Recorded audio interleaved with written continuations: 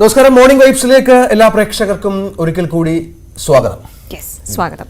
ഇന്നൊരു പ്രവൃത്തി അവധി ദിവസമോ കഴിഞ്ഞ് പ്രവൃത്തി ദിവസമാണ്. ആളുകളൊക്കെ കുട്ടികളൊക്കെ സ്കൂളിൽ പോകാനുള്ള തയ്യാറെടുപ്പിലാണ്, ഓഫീസുകളിലേക്ക് പോകാനുള്ള തയ്യാറെടുപ്പുകളിലാണ്. അങ്ങനെ തിരക്കേറിയ ഒരു വീക്കിലേക്ക് കൂടി നമ്മൾ കടക്കുകയാണ്. പ്രത്യേകിച്ച് ഓണം അല്ലേ, ഓണത്തിന്റെ ആഘോഷങ്ങൾ പലയിടങ്ങളിലും ആരംഭിച്ചു.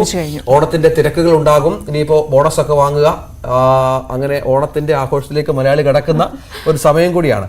ഒപ്പം പക്ഷെ നമുക്ക് ഈ വാർത്തകൾക്ക് പഞ്ഞമില്ല എന്നുള്ളതാണ്. കോൺഗ്രസിനും CPM-നും അത്ര നല്ല ദിവസങ്ങളല്ല. കാരണം കോൺഗ്രസിലെ വനിതാവ് സിമി റോസ്ബെൽ ജോണിന്റെ വെളിപ്പെടുത്തൽ വലിയ പൊട്ടിത്തെറി ഉണ്ടാക്കിയിരിക്കുന്നു. അവിടുത്തെ വനിതാ നേതാക്കളൊക്കെ വലിയ പ്രതിഷേധവുമായി ഇവർക്കെതിരെ രംഗത്ത് വന്ന പശ്ചാത്തലമുണ്ട്. ന്യൂസ് 18 കൂടിയാണ് സിമി ചില കാര്യങ്ങൾ പറഞ്ഞത് അല്ലെ. ഒപ്പം CPM-ൽ PV അൻവർ MLA-യുടെ വെളിപ്പെടുത്തൽ, ഗുരുതര വെളിപ്പെടുത്തൽ വലിയ പ്രശ്നമായിട്ടുണ്ട്. പക്ഷെ അതിൽ കാര്യമായ പ്രതികരണം CPM നേതാക്കളുടെ ഭാഗത്ത് ഉണ്ടാകുന്നില്ല എന്നുള്ളതാണ്.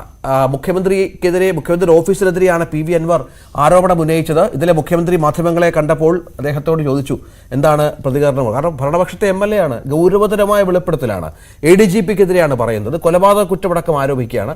സ്വാഭാവികമായും അത് വെളിപ്പെടുത്തേണ്ടി വരും, അതിൽ പ്രതികരണം നടത്തേണ്ടി വരും, അന്വേഷിക്കേണ്ടി വരും. പ്രതിപക്ഷമല്ല മുഖ്യമന്ത്രിയുടെ ഓഫീസിന് രംഗത്ത് വന്നിരിക്കുന്നത് എന്നുള്ളതാണ്. പക്ഷെ മുഖ്യമന്ത്രി ഈ വിഷയത്തിൽ ഇന്നലെ പ്രതികരിച്ചില്ല. അദ്ദേഹം ചിരിച്ചുകൊണ്ട് മാധ്യമപ്രവർത്തകരുടെ ചോദ്യങ്ങളെ നേരിട്ടു എന്നുള്ളതാണ്. ADGP-യും പ്രതികരിച്ചിട്ടില്ല. പൊളിറ്റിക്കൽ സെക്രട്ടറി ഇതുമായി ബന്ധപ്പെട്ട് ഒന്നും പറയുന്നില്ല. CPM-ന്റെ സംസ്ഥാന സെക്രട്ടേറിയറ്റ് യോഗമടക്കം കഴിഞ്ഞ ദിവസങ്ങളിൽ ചേർന്നിരുന്നു. അവിടെയും ഇതുമായി ബന്ധപ്പെട്ട കാര്യമായ പ്രതികരണം ഉണ്ടാകുന്നില്ല. സംസ്ഥാന സെക്രട്ടറിയും മാധ്യമങ്ങളോട് ഈ വിഷയത്തിൽ സംസാരിക്കാൻ തയ്യാറായിട്ടില്ല എന്ന ഗൗരവതരമായ സാഹചര്യമുണ്ട്. ഏതായാലും നമുക്ക് ആ വാർത്തയിലേക്ക് പോകാം. കൃഷ്ണേന്ദു, PV അൻവർ MLA-യുടെ ഗുരുതര വെളിപ്പെടുത്തലിൽ മൗനം തുടർന്ന് മുഖ്യമന്ത്രിയുടെ പൊളിറ്റിക്കൽ സെക്രട്ടറിയും ADGP-യും. മുഖ്യമന്ത്രിക്ക് മുന്നിൽ ഇതുമായി ബന്ധപ്പെട്ട വിശദീകരണം നൽകിയേക്കാമെന്ന് സൂചന. SP സുജിത് ദാസിനെതിരെ വൈകാതെ ഒരു പക്ഷേ അച്ചടക്ക നടപടി ഉണ്ടായേക്കും. കാരണം ഇത്ര വലിയ വെളിപ്പെടുത്തൽ നടത്തിയത് ഒരു MLA ആയതുകൊണ്ട്, ഭരണപക്ഷ MLA ആയതുകൊണ്ട്, CPM സഹയാത്രികനായ MLA ആയതുകൊണ്ട് സ്വാഭാവികമായും നടപടിയിലേക്ക് പോകാൻ സർക്കാർ ഒരു പക്ഷേ കാര്യങ്ങൾ മുന്നോട്ട് കൊണ്ടുപോയേക്കാം. ആ വാർത്തയിലേക്ക്. മുഖ്യമന്ത്രിയുടെ പൊളിറ്റിക്കൽ സെക്രട്ടറി P ശശിയെ കടന്നാക്രമിച്ചുകൊണ്ട് PV അൻവർ MLA നടത്തിയ പരാമർശത്തിൽ കൃത്യമായി നിലപാട് വ്യക്തമാക്കാൻ ഇതുവരെയും പാർട്ടി നേതൃത്വമോ P ശശിയോ തയ്യാറായിട്ടില്ല. ഒപ്പം ക്രമസമാധാന ചുമതലയുള്ള ADGP MR അജിത് കുമാർ സംസ്ഥാനത്തെ പോലീസ് സേനയെ അദ്ദേഹത്തിൻ്റെ വ്യക്തിപരമായ ആവശ്യങ്ങൾക്ക് വേണ്ടി ദുരുപയോഗം ചെയ്യുകയാണ് എന്ന തരത്തിലുള്ള ഗുരുതരമായ പരാമർശങ്ങൾ വരെ PV അൻവർ MLA നടത്തിയിരുന്നു. പക്ഷേ ഇക്കാര്യങ്ങളിലൊന്നും വ്യക്തമായ ഒരു വിശദീകരണവുമായി ഇതിനോടകം സംസ്ഥാനത്തിൻ്റെ ക്രമസമാധാന ചുമതലയുള്ള ADGP-യും രംഗത്ത് വരാത്ത ഒരു പശ്ചാത്തലമുണ്ട്. സ്വാഭാവികമായി പൊളിറ്റിക്കൽ സെക്രട്ടറി നേരത്തെ വ്യക്തമാക്കിയത് മുഖ്യമന്ത്രിയെ ഇതിലുള്ള നിലപാട് അറിയിക്കും. ഇതിന്മേലുള്ള വിശദീകരണം പാർട്ടി നേതൃത്വത്തിനും മുഖ്യമന്ത്രി പിണറായി വിജയനുമായിരിക്കും നൽകുക. അതിനപ്പുറത്തേക്ക് മാധ്യമങ്ങൾക്ക് മുമ്പിൽ പരസ്യമായി ഇതുമായി ബന്ധപ്പെട്ട വിശദീകരണങ്ങളൊന്നും നൽകേണ്ട ആവശ്യമില്ല എന്ന നിലപാടിലായിരുന്നു P ശശി. എന്നാൽ ADGP MR അജിത് കുമാർ കൃത്യമായി സംസ്ഥാന പോലീസ് മേധാവി നൽകുന്ന നിർദ്ദേശത്തിന്റെ അടിസ്ഥാനത്തിൽ മാത്രമേ ഇതിൽ തുടർ നടപടികൾക്ക് മുതിരുകയുള്ളൂ എന്ന വിവരമാണ് ലഭിക്കുന്നത്. സ്വാഭാവികമായി പോലീസ് ഉദ്യോഗസ്ഥരായതിനാൽ മാധ്യമങ്ങളോട് ഇത്തരം വിവാദ വിഷയങ്ങളിൽ പരസ്യമായ പ്രതികരണങ്ങൾ നടത്തുന്നതിനുള്ള പരിമിതിയുണ്ട്. അത് ചൂണ്ടിക്കാണിച്ചുകൊണ്ടാണ് ഇപ്പോൾ മൗനം തുടരുന്നത് എന്നാണ് മനസ്സിലാക്കാൻ കഴിയുന്നത്. പക്ഷേ സംസ്ഥാന പോലീസ് മേധാവി ഷെയ്ഖ് ദർബെ സാഹിബ് തന്നെ പോലീസ് സേനയ്ക്ക് മുഴുവൻ അവമതിപ്പുണ്ടാക്കുന്ന തരത്തിൽ ഉയർന്നു വന്നിരിക്കുന്ന ആക്ഷേപങ്ങളിൽ യാതൊരു തരത്തിലുള്ള നിരുത്തരവാദിത്തപരമായ പരാമർശങ്ങളും ഉദ്യോഗസ്ഥരുടെ ഭാഗത്തുനിന്ന് ഉണ്ടാകാൻ പാടില്ല എന്ന കർശനമായ നിർദ്ദേശം നൽകിയിട്ടുണ്ട് എന്ന സൂചനകളാണ് ലഭിക്കുന്നത്. അതോടൊപ്പം SP സുജിത് ദാസും PV അൻവർ MLA-യും തമ്മിൽ നടന്ന ഫോൺ സംഭാഷണത്തിലടക്കം പോലീസിന്റെ ഔദ്യോഗിക തലത്തിലുള്ള അന്വേഷണം നടന്നേക്കും. അതോടൊപ്പം സുജിത് ദാസിനെതിരെ ഏത് തരത്തിലുള്ള തുടർ നടപടികളായിരിക്കണം സ്വീകരിക്കേണ്ടത് എന്ന കാര്യത്തിൽ ഉന്നത ഉദ്യോഗസ്ഥരുടെ യോഗത്തിലായിരിക്കും കൃത്യമായ തീരുമാനം കൈക്കൊള്ളുക. എന്തായാലും സംസ്ഥാന പോലീസ് മേധാവി വിളിച്ചു ചേർത്ത ഉന്നത പോലീസ് ഉദ്യോഗസ്ഥരുടെ യോഗത്തിൽ PV അൻവർ MLA-യുടെ വിവാദ വെളിപ്പെടുത്തലുകളും സുജിത് ദാസ് SP-യുമായി ബന്ധപ്പെട്ടുണ്ടായ വിവാദങ്ങളും വിശദമായി തന്നെ ചർച്ച ചെയ്യപ്പെട്ടു എന്ന വിവരങ്ങളാണ് പുറത്തുവരുന്നത്. അങ്ങനെയാണെങ്കിൽ മുഖ്യമന്ത്രിയുമായി നടത്തുന്ന കൂടിക്കാഴ്ചയിൽ മുഖ്യമന്ത്രി നൽകുന്ന നിർദ്ദേശത്തിന് കൂടി അടിസ്ഥാനത്തിലായിരിക്കും തുടർ നീക്കങ്ങൾ എന്നാണ് മനസ്സിലാക്കാൻ കഴിയുന്നത്. എന്തായാലും മുഖ്യമന്ത്രി കോട്ടയത്ത് ഇന്ന് പോലീസ് ഉദ്യോഗസ്ഥരുടെ യോഗത്തിൽ പങ്കെടുക്കുന്നുണ്ട്. സ്വാഭാവികമായി അവിടെ വെച്ച് ഈ വിവാദങ്ങളിൽ ഏതെങ്കിലും തരത്തിലുള്ള പ്രതികരണങ്ങൾക്ക് മുഖ്യമന്ത്രി പിണറായി വിജയൻ തയ്യാറാകുമോ എന്നതാണ് ഇനി ആകാംക്ഷയോടെ അവരും ഉറ്റുനോക്കുന്നത്. തീർച്ചയായും അത് വളരെ പ്രധാനപ്പെട്ട ഒരു കാര്യമാണ്. മുഖ്യമന്ത്രിക്ക് മറുപടി പറയേണ്ടി വരും. മുഖ്യമന്ത്രിയുടെ ഓഫീസിനെതിരെ വലിയ വെളിപ്പെടുത്തലുകൾ MLA-യുടെ ഭാഗത്തുനിന്നുണ്ടാവുകയാണ്. അവിടെ അതിൽ സ്വാഭാവികമായും CPM-ഉം ചർച്ച ചെയ്യേണ്ടി വരും, മുഖ്യമന്ത്രിയും ചർച്ച ചെയ്യേണ്ടി വരും. കാരണം ഞാൻ ആദ്യം പറഞ്ഞതുപോലെ പ്രതിപക്ഷമല്ല മുഖ്യമന്ത്രിക്കെതിരെ അല്ലെങ്കിൽ മുഖ്യമന്ത്രിയുടെ ഓഫീസിനെതിരെ രംഗത്ത് വന്നിരിക്കുന്നത്. പൊളിറ്റിക്കൽ സെക്രട്ടറി എന്ന് പറയുന്നത് മുഖ്യമന്ത്രിയുടെ ഓഫീസിന്റെ ചുമതല നിർവഹിക്കുന്ന ആളാണ്, പോലീസ് സേനയെ നിയന്ത്രിക്കുന്ന ആളാണ്. ഒപ്പം ADGP MR അജിത് കുമാർ എന്ന് പറയുന്നത് മുഖ്യമന്ത്രിയുമായി വളരെ അടുപ്പം പുലർത്തുന്ന ഒരാൾ കൂടിയാണ്. അദ്ദേഹത്തിനെതിരെയാണ് വലിയ ആരോപണം ഈ ഒരു ഭരണപക്ഷ MLA-യുടെ ഭാഗത്ത് നിന്നുണ്ടാകുന്നത് എന്നുള്ളത് ശ്രദ്ധേയമാണ്. മറ്റൊരു വാർത്തയിലേക്ക് കൂടി പോകണം. കൃഷ്ണേന്ദു, വിവാദങ്ങൾക്കിടെ ADGP MR അജിത് കുമാറും മുഖ്യമന്ത്രി പിണറായി വിജയനും ഇന്ന് ഒരേ വേദിയിൽ. കോട്ടയത്തെ പോലീസ് അസോസിയേഷൻ സമ്മേളന പരിപാടിയിലാണ് ഇരുവരും ഒരുമിച്ച് വേദി പങ്കിടുന്നത്. ഒപ്പം DGP ഷെയ്ഖ് ദർവേഷ് സാഹിബും ഉണ്ടായേക്കും. PV Anwar MLA ADGP MR Ajith കുമാറിനെതിരെ ഗുരുതര ആരോപണം ഉന്നയിച്ചിരുന്നു. ഇതിന്റെ പശ്ചാത്തലത്തിൽ സർക്കാർ അജിത് കുമാറിനെതിരെ എന്ത് നടപടി സ്വീകരിക്കുമെന്ന ആകാംക്ഷ നിലനിൽക്കെയാണ് മുഖ്യമന്ത്രിയും ADGP-യും ഒരേ വേദിയിലെത്തുന്നത്. വളരെ പ്രധാനപ്പെട്ട ഒരു കാര്യം തന്നെയാണിത്. ഇത്തരത്തിലാണ് സംഭവിച്ചിരിക്കുന്നത്. അജിത് കുമാറിനെതിരെ ഗുരുതര ആരോപണം ഉന്നയിച്ച പശ്ചാത്തലം കൂടി ഇതിനോട് ചേർത്ത് വായിക്കണം.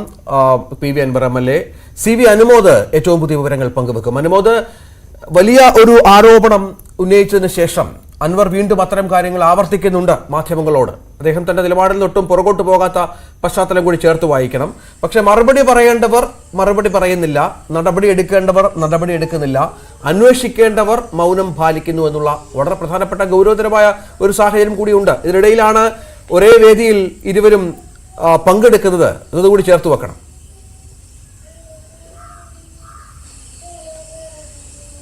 തീർച്ചയായും PV അൻവറിന്റെ ആരോപണങ്ങൾ അത് ഒരു സാധാരണ രാഷ്ട്രീയ ആരോപണമല്ല.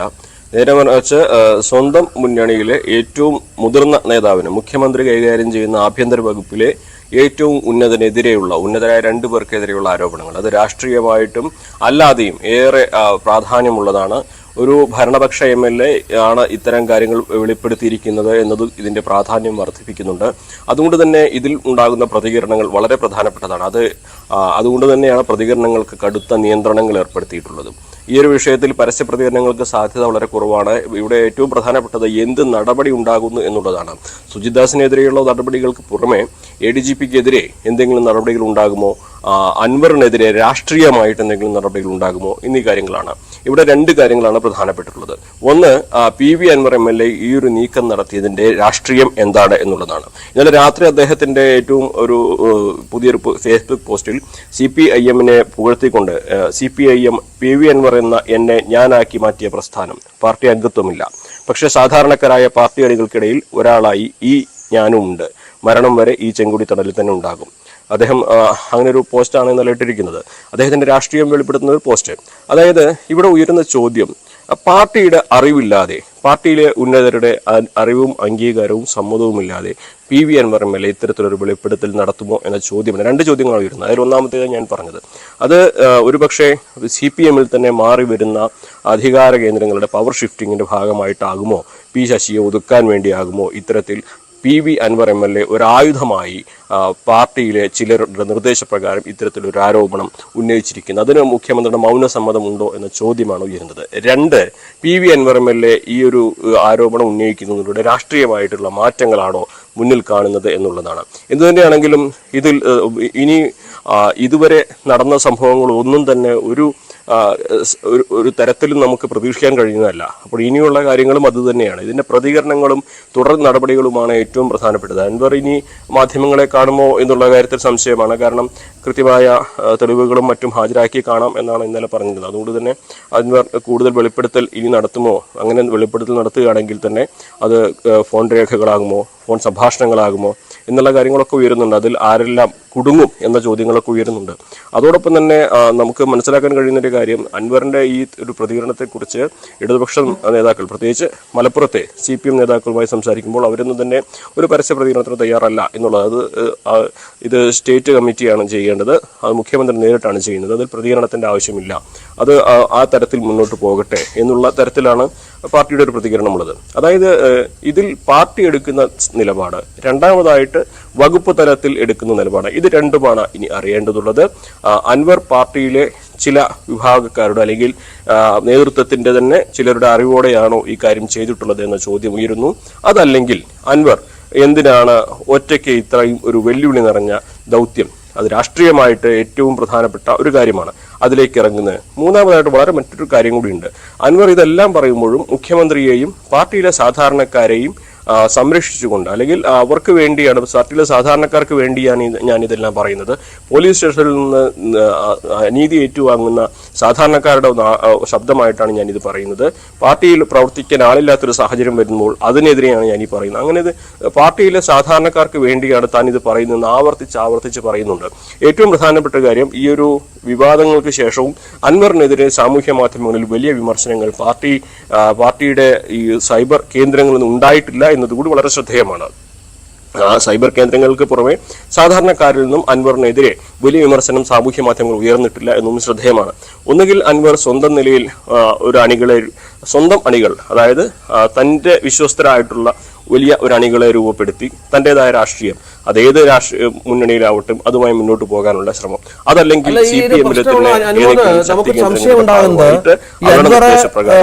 നമുക്കറിയാം മുഖ്യമന്ത്രിയുടെ വലിയ വിശ്വസ്തനാണ് പി വി അൻവർ എന്നുള്ള ആൾ. അൻവർ നേരെ മുഖ്യമന്ത്രിയുടെ ഓഫീസിനെ അറ്റാക്ക് ചെയ്യുമ്പോൾ അതിനെതിരെ ഈ CPM-ൽ നിന്ന് പോലും പ്രതികരണം ഉണ്ടാകാത്തത് അൻവറിന്റെ കയ്യിൽ മറ്റെന്തെങ്കിലും ബോംബ് ഉണ്ടായിരിക്കണം, മറ്റെന്തെങ്കിലും വെളിപ്പെടുത്തലുകൾക്കുള്ള പശ്ചാത്തലം ഉണ്ടായിരിക്കണം. അൻവറിനെ CPM പേടിക്കുന്നു എന്ന് വേണം കരുതാൻ. കുറഞ്ഞ പക്ഷം മുഖ്യമന്ത്രിയെങ്കിലും ഈ വിഷയത്തിൽ അൻവറിനോട് സംസാരിക്കണമല്ലോ, ഇനി ഇത്തരം കാര്യങ്ങൾ പുറത്തു പറയരുത് എന്ന് പറയണമല്ലോ. കാരണം ഈ പി ശശിയെ പോലെ മുഖ്യമന്ത്രിയുടെ ഓഫീസിനെ നിയന്ത്രിക്കുന്ന ഒരാൾക്കെതിരെ പറയുക എന്ന് പറഞ്ഞാൽ അത് നേരിട്ട് മുഖ്യമന്ത്രിയെ തന്നെയാണ് ടാർഗറ്റ് ചെയ്യുന്നത്. എന്തുകൊണ്ട് അങ്ങനെ നിലപാട് മാറ്റം അൻവറിന് എന്നുള്ളത് പ്രധാനമാണല്ലോ. എന്തെങ്കിലും അൻവറിന്റെ പക്കൽ ബാക്കിയുണ്ടോ ഇനി കൂടുതൽ കാര്യങ്ങൾ പറയാൻ എന്നുള്ള പേടിയുണ്ട് എന്ന് കരുതണ്ടേ?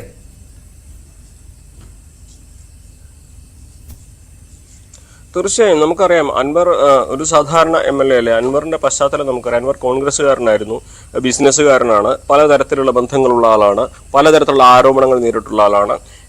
കോൺഗ്രസിന്റെ കോട്ടയിൽ, കോൺഗ്രസിന്റെ ഒരു കരുത്തുറ്റ കോട്ടയിൽ 2 തവണ വിജയിച്ചു വന്ന ആളാണ്. ആര്യാടൻ മുഹമ്മദിന്റെ പാരമ്പര്യവുമായി വന്ന് ആര്യടൻ ഷൗക്കത്തിനെ തറ പറ്റിച്ചു വന്ന് 2 തവണ അവിടെ നിലമ്പൂരിൽ ഇപ്പോൾ ഇടതുപക്ഷത്തിന്റെ അടയാളമായി മാറിയ ആളാണ്. അപ്പോൾ അതുകൊണ്ട് തന്നെ അൻവറിനെ സംബന്ധിച്ച് ഒരുപാട് കാര്യങ്ങൾ അൻവറിന്റെ കൈവശമുണ്ട്. അത് പാർട്ടിക്ക് നിയന്ത്രിക്കുന്നതിനപ്പുറത്താണ്. സത്യസന്ധമായി പറയുമ്പോൾ മലപ്പുറത്തെ പാർട്ടിക്കും അപ്പുറത്താണ് അൻവർ MLA എന്ന വ്യക്തി.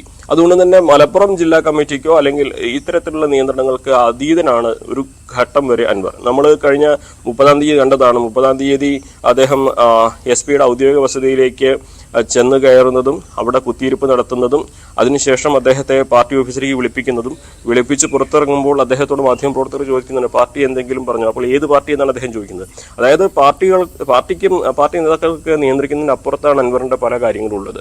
കാരണം അൻവറിന്റെ ഒരു ശൈലിയും അൻവറിന്റെ രീതിയും എല്ലാം അങ്ങനെയാണ്. നിലമ്പൂരിലെ ജയം അൻവറിന്റെ വിജയമാണ്, അത് പാർട്ടിയുടെ വിജയമല്ല. അത് പാർട്ടിക്ക് നന്നായിട്ട് അറിയാം.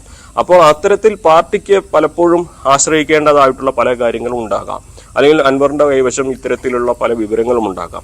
ഒരുപക്ഷെ അതൊക്കെ ഇതിന്റെ ഒരു ഘടകം. അതിനെല്ലാം അപ്പുറത്തായിട്ട് എനിക്ക് പ്രധാനമായും തോന്നുന്ന ഒരു കാര്യം, ഒരുപക്ഷെ പാർട്ടിയിലെ തന്നെ ഒരു വിഭാഗത്തിന്റെ അറിവോടെ ആകാം ഇത്തരത്തിലുള്ള വെളിപ്പെടുത്തലുകൾ അൻവർ നടത്തുന്നത്. പക്ഷെ അങ്ങനെയാണെങ്കിൽ അത് സർക്കാരിനെ ഒരു പ്രതിസന്ധിയിലാക്കിയിട്ട് വേണമോ, അങ്ങനെ ഒരു സാഹചര്യം സൃഷ്ടിക്കാൻ പാർട്ടിയിലെ ഒരു വിഭാഗം താല്പര്യപ്പെടുമോ എന്ന ചോദ്യമാണ് ഉയരുന്നത്. അതല്ലെങ്കിൽ അൻവർ സ്വന്തം നിലയിൽ സ്വന്തം അണികൾ എന്ന തരത്തിലേക്ക് വലിയ ഒരു വിഭാഗത്തെ രൂപീകരിച്ച് തന്റേതായ രാഷ്ട്രീയവുമായി മുന്നോട്ട് പോകാൻ, അത് ഇടതുപക്ഷത്തിനൊപ്പമാകാം വലതുപക്ഷത്തിനൊപ്പമാകാം. അങ്ങനെ പോകുമ്പോഴും തനിക്ക് വിജയം ഉറപ്പാക്കാൻ എവിടെയാണെങ്കിലും, ഏറനാടാണെങ്കിലും നിലമ്പൂരാണെങ്കിലും തനിക്ക് വിജയം ഉറപ്പാക്കാൻ കഴിയുന്ന ഒരു സാഹചര്യം തീർക്കുന്ന തരത്തിൽ ഒരു അന്തരീക്ഷം ഉണ്ടാക്കുക. അങ്ങനെ 2 കാര്യങ്ങൾ തന്നെയാണ്. അതായത് പി വി അൻവർ ഒട്ടും പുറകോട്ടില്ല എന്ന് വേണം മനസ്സിലാക്കാൻ. പി വി അൻവറിന് ഇനിയും നിരവധി കാര്യങ്ങൾ പറയാനുണ്ട്. പി വി അൻവറിനെ ആരൊക്കെയോ ഭയക്കുന്നുണ്ട് എന്ന കാര്യത്തിലും യാതൊരു സംശയവുമില്ല. മറ്റൊന്നാണ്, കഴിഞ്ഞ ദിവസമാണ് നമ്മുടെ CPM-ന്റെ പ്രമുഖ നേതാവ്, ഒരുപക്ഷെ മുഖ്യമന്ത്രി പിണറായി വിജയനും കഴിഞ്ഞാൽ അടുത്ത സ്ഥാനം അലങ്കരിക്കേണ്ട നേതാവാണ് EP ജയരാജൻ. EP ജയരാജനെ കഴിഞ്ഞ ദിവസം LDF കൺവീനർ സ്ഥാനത്ത് നിന്ന് മാറ്റുകയാണ്. അത് ഏകപക്ഷീയമായി പോയി എന്ന ഒരു പരാതി EP-ക്കുണ്ട് എന്നാണ് മനസ്സിലാകുന്നത്. ഒപ്പം EP കേന്ദ്ര കമ്മിറ്റിയുടെ തീരുമാനം, കേന്ദ്ര കമ്മിറ്റി അംഗമാണല്ലോ, കേന്ദ്ര നേതൃത്വത്തിന്റെ തീരുമാനം കൂടി കാത്തിരിക്കുന്നു എന്നുള്ള വിവരങ്ങൾ പുറത്തു വരുന്നുണ്ട്. ഒരു പക്ഷേ രാഷ്ട്രീയം അവസാനിപ്പിക്കുക എന്ന തലത്തിലുള്ള കടുത്ത തീരുമാനത്തിലേക്ക് EP പോകുമെന്ന് അദ്ദേഹത്തോട് അടുത്ത വൃത്തങ്ങൾ പറയുന്ന പശ്ചാത്തലമുണ്ട്. ഇതിനെതിരെയാണ് EP ജയരാജനെതിരെ വീണ്ടും P ജയരാജൻ രംഗത്ത് വന്നിരിക്കുന്നത്. റിസോർട്ട് ആരോപണം സംസ്ഥാന സമിതിയിൽ അദ്ദേഹം വീണ്ടും ഉന്നയിച്ചുവെന്നാണ് പുറത്തുവരുന്ന വിവരം. പാർട്ടിക്ക് നൽകിയ പരാതിയിൽ എന്ത് നടപടി ഉണ്ടായെന്ന് P ജയരാജൻ ചോദിച്ചു. പരാതി ഇപ്പോൾ പരിഗണിച്ചിട്ടില്ലെന്ന് സംസ്ഥാന സെക്രട്ടറി എം വി ഗോവിന്ദൻ മറുപടി നൽകി. അതേസമയം പാർട്ടി നടപടിയിൽ കടുത്ത അമർഷത്തിലാണ് ഇ പി ജയരാജൻ. നടപടി അറിഞ്ഞത് സെക്രട്ടേറിയറ്റ് യോഗത്തിനിടെയാണ്. കേന്ദ്ര കമ്മിറ്റി അംഗത്തോട് ഇങ്ങനെയാണോ പെരുമാറേണ്ടതെന്നും ഇ പി ചോദിക്കുന്നു. ഏറ്റവും പ്രധാനപ്പെട്ട വിവരങ്ങൾ അതാണ്. ഇ പി വല്ലാത്ത അസംതൃപ്തിയിലാണ്, കടുത്ത അമർഷത്തിലാണ് ഇ പി ജയരാജൻ എന്ന് തന്നെയാണ് നമുക്ക് ലഭ്യമാകുന്ന വിവരം. പാർട്ടി ഒട്ടും മാന്യത കാട്ടിയില്ല എന്നുണ്ട്. കേന്ദ്ര കമ്മിറ്റി അംഗത്തിന്റെ പരിഗണനത്തിന് കിട്ടിയില്ല എന്ന പരാതി ജയരാജനുണ്ട് എന്നുള്ളതാണ്. അതിനിടയിലാണ് പി ജയരാജൻ നേരത്തെ ഉന്നയിച്ച റിസോർട്ട് ആരോപണം വീണ്ടും സംസ്ഥാന കമ്മിറ്റിയിൽ കൊണ്ടുവരുന്നത്. വി വി അരുണിലേക്ക് ഒന്ന് പോകണം. അരുണ്, ഇ പിക്കെതിരെ പി ജയരാജൻ ആരോപണം ഉന്നയിക്കുന്ന ആദ്യമായല്ല. നേരത്തെ ഈ വൈദേകം റിസോർട്ട് വിവാദം പാർട്ടി കമ്മിറ്റിയിൽ അവതരിപ്പിക്കുകയും അത് ആ പാർട്ടിയുടെ പ്രതികരണം തേടുകയുമൊക്കെ ചെയ്തിരുന്നു. അന്നും ഞാൻ മനസ്സിലാക്കുന്നത് ഈ CPM സംസ്ഥാന സെക്രട്ടറി ആ വിഷയത്തിൽ അദ്ദേഹത്തിന് നിലപാട് പറഞ്ഞിരുന്നു. എന്തായാലും ഇന്നലെ പാർട്ടി സംസ്ഥാന സമിതിയിൽ ഈ വിഷയം ഉന്നയിച്ചപ്പോഴുള്ള നിലപാട്? രഞ്ജിത്ത്, 2022 ഇ പി ജയരാജനെതിരെ ആയുർവേദ റിസോർട്ട് വിവാദം ഉയർന്നത്. വൈദേഹം എന്ന റിസോർട്ട് ഇ പി ജയരാജന്റേതാണ് എന്ന ആരോപണം ഉയർന്നു വന്നത്. അന്നു മുതൽ ഈ വിഷയം CPM-ൽ ചർച്ചയാണ്. ഇത് CPM സംസ്ഥാന സമിതിയിൽ ഉന്നയിച്ചതും അന്വേഷണം ആവശ്യപ്പെട്ടതും പി ജയരാജനായിരുന്നു. അന്ന് പാർട്ടി അത് അന്വേഷിക്കാമെന്ന് പറഞ്ഞു. പക്ഷെ ഇപ്പോഴും എന്തുകൊണ്ട് തീരുമാനമായില്ല, അന്വേഷണം എന്തായി എന്നാണ് പി ജയരാജൻ കഴിഞ്ഞ ദിവസം മെരിങ്ങാൻ സംസ്ഥാന സമിതിയിൽ ചോദിച്ചത്. ഇ പി ജയരാജനെ LDF കൺവീനർ സ്ഥാനത്ത് മാറ്റിയ സംസ്ഥാന സമിതിയിൽ, അതായത് അദ്ദേഹം അത് മാറ്റിയിട്ടും മുൻ ആരോപണങ്ങളിൽ നിന്ന് പിന്നോട്ട് പോകാനോ അല്ലെങ്കിൽ ഇ പി അങ്ങനെ വിടാനോ തയ്യാറല്ലെന്ന് വ്യക്തമാക്കിക്കൊണ്ടാണ് പി ജയരാജൻ താൻ അന്ന് ഉന്നയിച്ച ആരോപണം എന്തായി, അതിന്റെ പാർട്ടിക്ക് നൽകിയ പരാതിയിൽ എന്ത് നടപടി ഉണ്ടായി എന്ന ചോദ്യം വീണ്ടും ഉയർത്തിയത്. ഇപ്പോൾ പരാതി പരിഗണിച്ചിട്ടില്ലെന്ന സംസ്ഥാന സെക്രട്ടറി എം വി ഗോവിന്ദൻ മറുപടി നടന്നു. അനധികൃത ഇടപാട് അവിടെ നടന്നു എന്ന ആരോപണമാണ് നേരത്തെ പി ജയരാജൻ ഉയർത്തിയത്. ആ ആരോപണത്തിൽ പാർട്ടി അന്വേഷണം കഴിഞ്ഞിട്ടില്ല, ആ പാർട്ടി അന്വേഷണം നടക്കുന്നു എന്ന ഒരു മറുപടിയാണ് എം വി ഗോവിന്ദൻ നൽകിയത്. അതായത് ഇ പിക്കെതിരെ മുന്നണി കൺവീനർ സ്ഥാനം മാറിയത് കൊണ്ട് മാത്രം അദ്ദേഹത്തെ നടപടി എടുക്കാതെ വിടാൻ കഴിയില്ല, നടപടി വേണം എന്ന നിലപാടാണ് പി ജയരാജൻ സ്വീകരിക്കുന്നത്. അതുകൊണ്ടാണ് ഈ റിസോർട്ട് വിവാദം വീണ്ടും ഉയർത്തുന്നത്. കണ്ണൂർ രാഷ്ട്രീയത്തിൽ ബദ്ധ വൈരികളാണ്, രണ്ട് ഭാഗത്തു നിന്ന് ശക്തമായി എതിർചേരിയിൽ നിൽക്കുന്നവരാണ് പി ജയരാജനും ഇ പി ജയരാജനും. അതുകൊണ്ടാണ് ഇ പി ഇപ്പോൾ വീട് കിടക്കുമ്പോഴും അദ്ദേഹത്തെ ആക്രമിക്കാൻ പി ജയരാജൻ തയ്യാറാകുന്നത്. ഇ പിയുടെ മനസ്സ് എന്താണെന്നുള്ളതും പ്രധാനമാണല്ലോ. കാരണം ഈ കേന്ദ്ര നേതൃത്വം ഈ വിഷയത്തിൽ കേന്ദ്ര കമ്മിറ്റി അംഗമാണ്, ഒരു തീരുമാനം പറയേണ്ടതുണ്ട്. അദ്ദേഹം ഇന്നലെ ഒന്നും മാധ്യമങ്ങളോട് സംസാരിക്കാൻ തയ്യാറാകുന്നില്ല, അസുഖബാധിതനാണ് എന്ന് മറ്റുമാണ് കുടുംബാംഗങ്ങൾ അറിയിച്ചതെന്ന് അറിയുന്നു. ഇ പി കടുത്ത അമർഷത്തിലാണോ? ഇനിയും മറ്റെന്ത് കാത്തിരിക്കുന്നുണ്ട് അദ്ദേഹം തീരുമാനം പ്രഖ്യാപിക്കാൻ? ഇ പി ജയരാജൻ അമർഷത്തിൽ തന്നെയാണ്. കാരണം അങ്ങനെ ഒരു നടപടി അദ്ദേഹം പ്രതീക്ഷിക്കുന്നു. പക്ഷേ ഇത്ര പെട്ടെന്ന്, അതും സംഘടനാ സമ്മേളനങ്ങൾ തീരുമാനിച്ച ശേഷം, അത് പ്രഖ്യാപിച്ച ശേഷം പെട്ടെന്നൊരു നടപടി, അതും ഈ രീതിയിൽ സംസ്ഥാന സെക്രട്ടേറിയറ്റിൽ നടപടി വേണം എന്ന തീരുമാനം അറിയിക്കുകയായിരുന്നു എം വി ഗോവിന്ദൻ ചെയ്തത്. അദ്ദേഹം കേന്ദ്ര കമ്മിറ്റി അംഗമാണ്. ഇങ്ങനെ ഈ വിഷയത്തിൽ ഒരു ചർച്ച നടത്താതെ പെട്ടെന്ന് നടപടിയിലേക്ക് പോയതാണ് ഇ പിയെ ഞെട്ടിച്ചത്. താൻ കേന്ദ്ര കമ്മിറ്റി അംഗമാണ്, തന്നോട് ഇങ്ങനെയല്ല പെരുമാറേണ്ടതെന്ന നിലപാട് ഇ പി ആ യോഗത്തിലും അറിയിച്ചിരുന്നു. അതിനെ തുടർന്നാണ് അദ്ദേഹം അടുത്ത ദിവസം ഇന്നലെ രാവിലെയാണ് അദ്ദേഹം ടിക്കറ്റ് കണ്ണൂരിലേക്ക് ബുക്ക് ചെയ്തത്. പക്ഷെ അതിന് മുമ്പ് തന്നെ തലേ ദിവസം തന്നെ അദ്ദേഹം പോകാനുള്ള കാരണം അതാണ്, കടുത്ത അതിർത്തി വ്യക്തമാക്കിയാണ്. ഇനി എന്താ ഇ പിക്ക് മുന്നിൽ കാര്യമായ വഴികളില്ല എന്നാണ് ഏറ്റവും പ്രധാനം. കാരണം CPM പൊളിറ്റ് ബ്യൂറോ അടക്കം ഈ വിഷയം നേരത്തെ ചർച്ച ചെയ്തിരുന്നു. അതിനെ തുടർന്നാണ് ഈ നടപടിയിലേക്ക് പോയത്. കേന്ദ്ര കമ്മിറ്റിയെ വീണ്ടും സമീപിക്കാൻ ഇ പി കഴിയും. അദ്ദേഹം കേന്ദ്ര കമ്മിറ്റി അംഗമാണ്. പക്ഷേ കേന്ദ്ര കമ്മിറ്റി അംഗങ്ങൾ പോലും കാര്യമായി പങ്കെടുക്കാതെ നാളുകൾ അദ്ദേഹം മാറി നിന്നതാണ്. അതുകൊണ്ട് തന്നെ അദ്ദേഹം വീണ്ടും കേന്ദ്ര കമ്മിറ്റിയെ സമീപിക്കുമെന്ന കാര്യത്തിൽ വ്യക്തതയില്ല. ഇ പിക്ക് മുന്നിലുള്ള വഴി സ്വാഭാവികമായും കേന്ദ്ര കമ്മിറ്റിയും അതുപോലെ തന്നെ പാർട്ടി അച്ചടക്ക സമിതിയും ഒക്കെ സമീപിക്കുക എന്നുള്ളത് തന്നെയാണ്. ആ തരത്തിൽ ഇ പി മുന്നോട്ട് പോകുമോ എന്ന കാര്യവും നമുക്ക് കാത്തിരുന്ന് കാണണം. ഏതായാലും ഇ പി ജയരാജൻ അതൃപ്തിയിലാണ്. ഇതിനെതിരെയാണ് പി ജയരാജൻ വീണ്ടും ആരോപണവുമായി, വൈദേകം റിസോർട്ടുമായി ബന്ധപ്പെട്ട ആരോപണവുമായി സംസ്ഥാന സമിതിയിൽ വന്നത് എന്നതും ഏറ്റവും പ്രധാനപ്പെട്ട കാര്യമാണ്. അതിൽ പാർട്ടി അന്വേഷണം ഏത് തരത്തിലായി എന്നുള്ള ചോദ്യമാണ് ഇ പി മുന്നോട്ട് വെക്കുന്നത്. മറ്റൊരു വാർത്ത, പ്രധാനപ്പെട്ട വാർത്തയിലേക്ക് കൂടി പോകണം. അത് ന്യൂസ് 18 പുറത്തുവിട്ട വാർത്തയാണ്. സിമി റോസ്ബെൽ ജോണിന്റെ അഭിമുഖം കേരള രാഷ്ട്രീയത്തിൽ വലിയൊരു പൊട്ടിത്തെറിയായി മാറിയിട്ടുണ്ട്. കോൺഗ്രസ് വനിതാ നേതാവ് സിമി റോസ്ബെലിന്റെ വെളിപ്പെടുത്തലും അവരുടെ പുറത്താക്കലും ആയുധമാക്കുകയാണ് LDF. സിമിക്കെതിരെ കോൺഗ്രസ് വനിതാ നേതാക്കളായ ഷാനിമോൾ ഉസ്മാൻ, ബിന്ദു കൃഷ്ണ, PK ജയലക്ഷ്മി, ദീപ്തി മേരി വർഗീസ്, അലിപ്പറ്റ ജമീല, കെ എ തുളസി, ജബി മേത്തർ MP എന്നിവർ AICCക്കും KPCCക്കും പരാതി നൽകിയിട്ടുണ്ട്. ഏതായാലും സിമി റോസ്ബൽ ജോൺ പുറത്തായി പാർട്ടിയിൽ നിന്ന് ശക്തമായ നടപടി KPCCയുടെ ഭാഗത്തുനിന്നുണ്ടാകുന്ന സാഹചര്യമുണ്ട്. നവമി ദിനേശ് വിവരങ്ങൾ പങ്കുവെക്കും. നവമി, സിമിയുടെ വെളിപ്പെടുത്തൽ കോൺഗ്രസിനെ പ്രത്യേകിച്ചും പ്രതിപക്ഷ നേതാവിനെ ഒന്ന് ഉലച്ചിട്ടുണ്ട്. അക്കാര്യത്തിൽ സംശയമില്ല. ചില കാര്യങ്ങൾ പറയും എന്നുള്ളത് നമുക്കറിയാം. എത്രയോ വനിതാ നേതാക്കൾ കോൺഗ്രസിന്റെ കഴിഞ്ഞ കുറെ കാലങ്ങളായി പാർട്ടിയുമായുള്ള ബന്ധം അവസാനിച്ച് മറ്റു പാർട്ടികളിലേക്ക് പോവുകയോ അല്ലെങ്കിൽ രാഷ്ട്രീയ പ്രവർത്തനത്തിൽ നിന്ന് മാറി നിൽക്കുകയോ ചെയ്ത സാഹചര്യമുണ്ട്. അതൊക്കെ കൂടി ചേർത്ത് വെക്കുമ്പോൾ സിമി റോസ്ബൽ ജോൺ നമ്മളോട് വളരെ പരസ്യമായി പറയാൻ തയ്യാറായ കാര്യങ്ങൾ അത് ഏത് തരത്തിലാണ് പാർട്ടി കാണുന്നത്? ഈ പ്രതിപക്ഷ നേതാവൊക്കെ ഇന്നലെ ഇതിൽ പ്രതികരിച്ചിരുന്നു. സിമിക്കെതിരെ സിമി ധാരാളം പദവികൾ കിട്ടിയ ആളാണ്, താനാണ് ഒരുപക്ഷെ ഇത്തരം പദവികൾ ലഭിക്കാതെ പലപ്പോഴും മാറ്റി നിർത്തപ്പെട്ട ആൾ എന്ന തരത്തിൽ വൈകാരികമായാണ് അദ്ദേഹം ഈ വിഷയത്തോട് പറഞ്ഞത്. ഇനി എന്ത് നീക്കമാണ്? സിമിയെ പുറത്താക്കി ഇനി ഇതിനെ പ്രതിരോധിക്കാൻ വനിതാ നേതാക്കൾ തന്നെ മുന്നിട്ടിറങ്ങുന്ന സാഹചര്യമാണോ?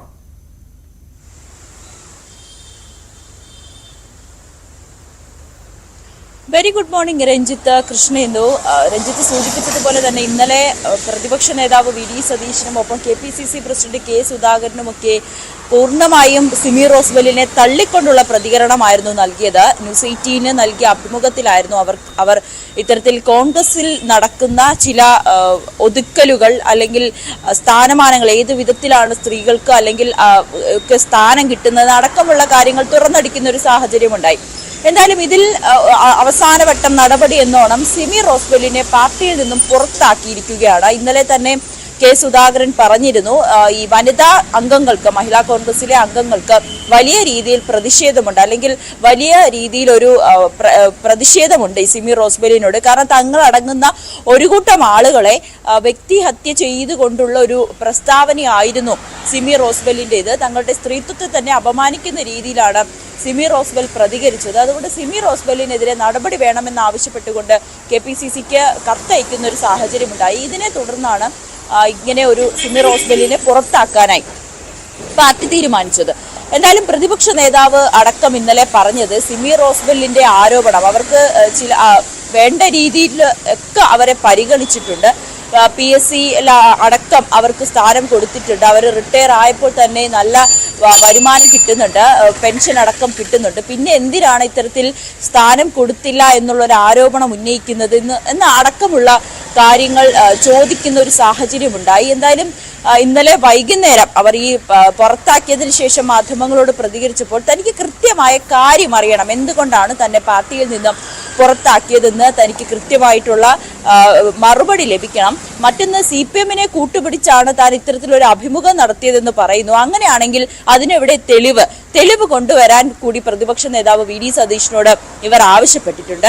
പത്മജ വേണുഗോപാൽ, ലതിക സുഭാഷ് അടക്കമുള്ളവർ പാർട്ടിയിൽ നിന്നും പുറത്തു പോയവരാണ്. അവരൊക്കെ ഈ രീതിയിൽ അവഗണന നേരിട്ടവരാണ്.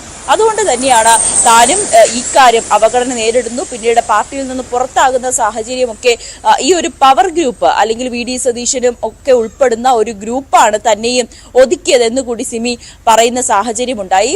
മറ്റൊരു കാര്യം പറയുന്നത്, നമ്മുടെ അഭിമുഖത്തിൽ തന്നെ അവർ വ്യക്തമാക്കുന്നുണ്ട്, K സുധാകരന് ഇത് കൃത്യമായി അറിയാം, താൻ ഈ കാര്യങ്ങളെല്ലാം K സുധാകരനോട് കൃത്യമായി പറഞ്ഞിരുന്നു എന്ന്. പക്ഷേ അത് K സുധാകരൻ തള്ളുന്ന ഒരു സാഹചര്യമുണ്ടായി. തന്നോട് സിമി ഇത്തരത്തിലുള്ള കാര്യങ്ങളൊന്നും പറഞ്ഞിട്ടില്ല, തന്നോടെന്നല്ല മറ്റാരോടും ഇത്തരത്തിലുള്ള കാര്യങ്ങളൊന്നും പറഞ്ഞതായി അറിവില്ല എന്നുകൂടി സുധാകരൻ പറഞ്ഞു വെക്കുന്നുണ്ട്. എന്തായാലും പാർട്ടിയെ സംബന്ധിച്ച് സിമിയെ പുറത്താക്കിയതിന് ശേഷം ഒരു മുഖം രക്ഷിക്കൽ നടപടി എന്നോണം തന്നെയാണ് ഈ ഒരു പുറത്താക്കൽ. പക്ഷേ പ്രതിപക്ഷം ഇത് CPM അടക്കമുള്ളവർ ഇതിനെ ഒരു ആയുധമാക്കാൻ തന്നെയാണ് തീരുമാനിച്ചിരിക്കുന്നത്. കാരണം ഈ പാർട്ടിയിലും കോൺഗ്രസിലും ഇത്തരത്തിൽ പവർ ഗ്രൂപ്പുകളുണ്ട്, അല്ലെങ്കിൽ കാസ്റ്റിംഗ് കൗച്ച് പോലുള്ള കാര്യങ്ങളുണ്ട് എന്നുള്ളൊരു വെളിപ്പെടുത്തൽ, ആ രീതിയിലായിരുന്നു സിമിയുടെ വെളിപ്പെടുത്തൽ. അത് CPM-നെ സംബന്ധിച്ച് ഒരു ആയുധമാക്കുക, ഇത് പാർട്ടിക്കുള്ളിലുള്ള അന്വേഷണമല്ല, ഇത് പുറത്ത് ഇങ്ങനെ ഒരു ആരോപണവുമായി ഒരു വനിതാ പ്രവർത്തക തന്നെ രംഗത്ത് വരുന്ന സാഹചര്യത്തിൽ ഇത് പാർട്ടിക്കുള്ളിലല്ല അന്വേഷിക്കേണ്ടത്, മറിച്ച് കൃത്യമായിട്ടൊരു നിയമവ്യവസ്ഥയിലൂടെ തന്നെ ഇത് അന്വേഷിക്കണം എന്നുള്ളൊരു ആവശ്യമാണ് CPM ഉന്നയിക്കുന്നത്. ഇന്നലെ പ്രതിപക്ഷ നേതാവ് VD സതീശന്റെ മണ്ഡലമായ പറവൂരിലേക്ക് AIYF-ന്റെ ഒരു പ്രതിഷേധ മാർച്ച് നടത്തിയിരുന്നു. VD സതീശൻ രാജിവെക്കണം, MLA സ്ഥാനം രാജിവെക്കണമെന്ന് ആവശ്യപ്പെട്ടുകൊണ്ടുള്ള ഒരു പ്രതിഷേധമായിരുന്നു. ഇന്നും പ്രതിപക്ഷത്തിന്റെ ഭാഗത്ത്, DYFIയുടെ ഭാഗത്തു നിന്നൊക്കെ വലിയ രീതിയിൽ ഒരു പ്രതിഷേധം ഉണ്ടാകാനും സാധ്യതയുണ്ട്. അതോടൊപ്പം തന്നെ സിമി റോസ്വെല്ലിന്റെ ചില മറുപടികളിൽ ഹൈബി ഈഡൻ അടക്കം മറുപടി പറയേണ്ടതുണ്ട്. ഹൈബി ഈഡനെതിരെയൊക്കെ രൂക്ഷമായിട്ടുള്ളൊരു വിമർശനമായിരുന്നു സിമി കഴിഞ്ഞ ദിവസം ഉന്നയിച്ചിരുന്നത്. രഞ്ജിത്ത്, അതാണ് സാഹചര്യം. ഏതായാലും സിമി റോസ്ബെൽ ജോണിനെതിരെ കോൺഗ്രസിലെ വനിതാ നേതാക്കൾ രംഗത്ത് വന്നിട്ടുണ്ട്. ഇന്ന് ഒരു പ്രധാനപ്പെട്ട കാര്യം, KPCC പ്രതിപക്ഷ നേതാവിന്റെ പരവൂരിലെ ഓഫീസിലേക്ക് DYFIയുടെ മാർച്ചുണ്ട്. DYFIക്ക് CPM-ന് കിട്ടിയ ഒരു ആയുധമായി കൂടി അവരത് ഉപയോഗിക്കുന്നുണ്ട് എന്നതും പ്രധാനപ്പെട്ട കാര്യമാണ്. നവമി ദിനേശാണ് ഏറ്റവും പുതിയ വിവരങ്ങൾ പങ്കുവച്ചത്. മറ്റൊരു പ്രധാനപ്പെട്ട വാർത്തയിലേക്ക് പോകണം കൃഷ്ണന്തു. ഫെഫ്കയ്ക്കെതിരെ ആരോപണവുമായി മേക്കപ്പ് ആർട്ടിസ്റ്റുമാർ മാധ്യമങ്ങളോട് സംസാരിച്ചതിന് ഭാഗ്യലക്ഷ്മിയും B ഉണ്ണികൃഷ്ണനും അംഗങ്ങളോട് പൊട്ടിത്തെറിച്ചെന്ന് ആരോപണം.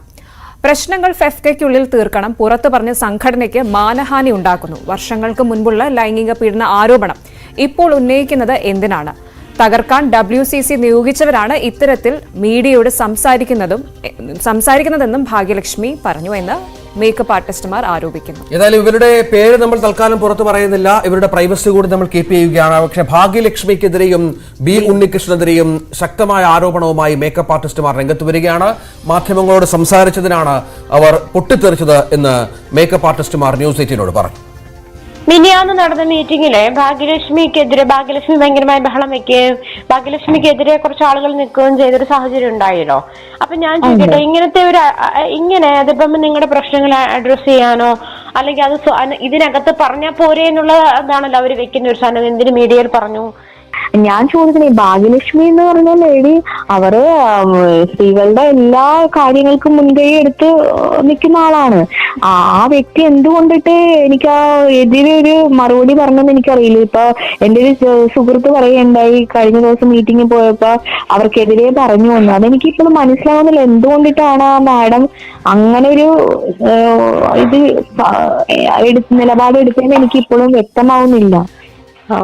അതേക്കുറിച്ച് എനിക്കിപ്പോ സംസാരിക്കാനോ എനിക്കിപ്പോ ആകെ ഷോക്കാണ്. ആ മാം ഇങ്ങനെ പറഞ്ഞത് എന്തുകൊണ്ടാണ് എനിക്കറിയത്തില്ല, എന്താണ് അത് ഇങ്ങനെ പോയതെന്ന്. എനിക്ക് ഇവരുടെ ജോലി കിട്ടാത്തൊരു സാഹചര്യം കുറെ പേർക്കുണ്ടല്ലോ. അപ്പൊ നിങ്ങൾ എടുക്കാത്ത ആളുകൾക്ക് കുറെ പേർക്ക് നിങ്ങൾക്ക് പുറത്ത് ജോലി ചെയ്യാൻ വേറൊരു ജോലി എടുക്കാനും ബുദ്ധിമുട്ടുണ്ടോ? അതായത് ഇപ്പം എനിക്ക് അത് ക്ലിയർ ആയില്ല. ഞാൻ ചോദിച്ചത്, അപ്പൊ പുറത്ത് നിങ്ങൾ വേറൊരു അസൈൻമെന്റ് എടുക്കുവാണ്, അതിനും ഫെഫ്കയുടെ പെർമിഷൻ വേണോ നിങ്ങൾക്ക്? ഇല്ല, ഫെഫ്കയുടെ ഉദ്ദേശം സിനിമ എന്നാണ്. നമുക്ക് ആഡും മറ്റേ പരസ്യങ്ങളൊക്കെ ചെയ്യാൻ ഇവയുടെ ഇതില്ല, അങ്ങനെ വന്നിട്ടില്ല.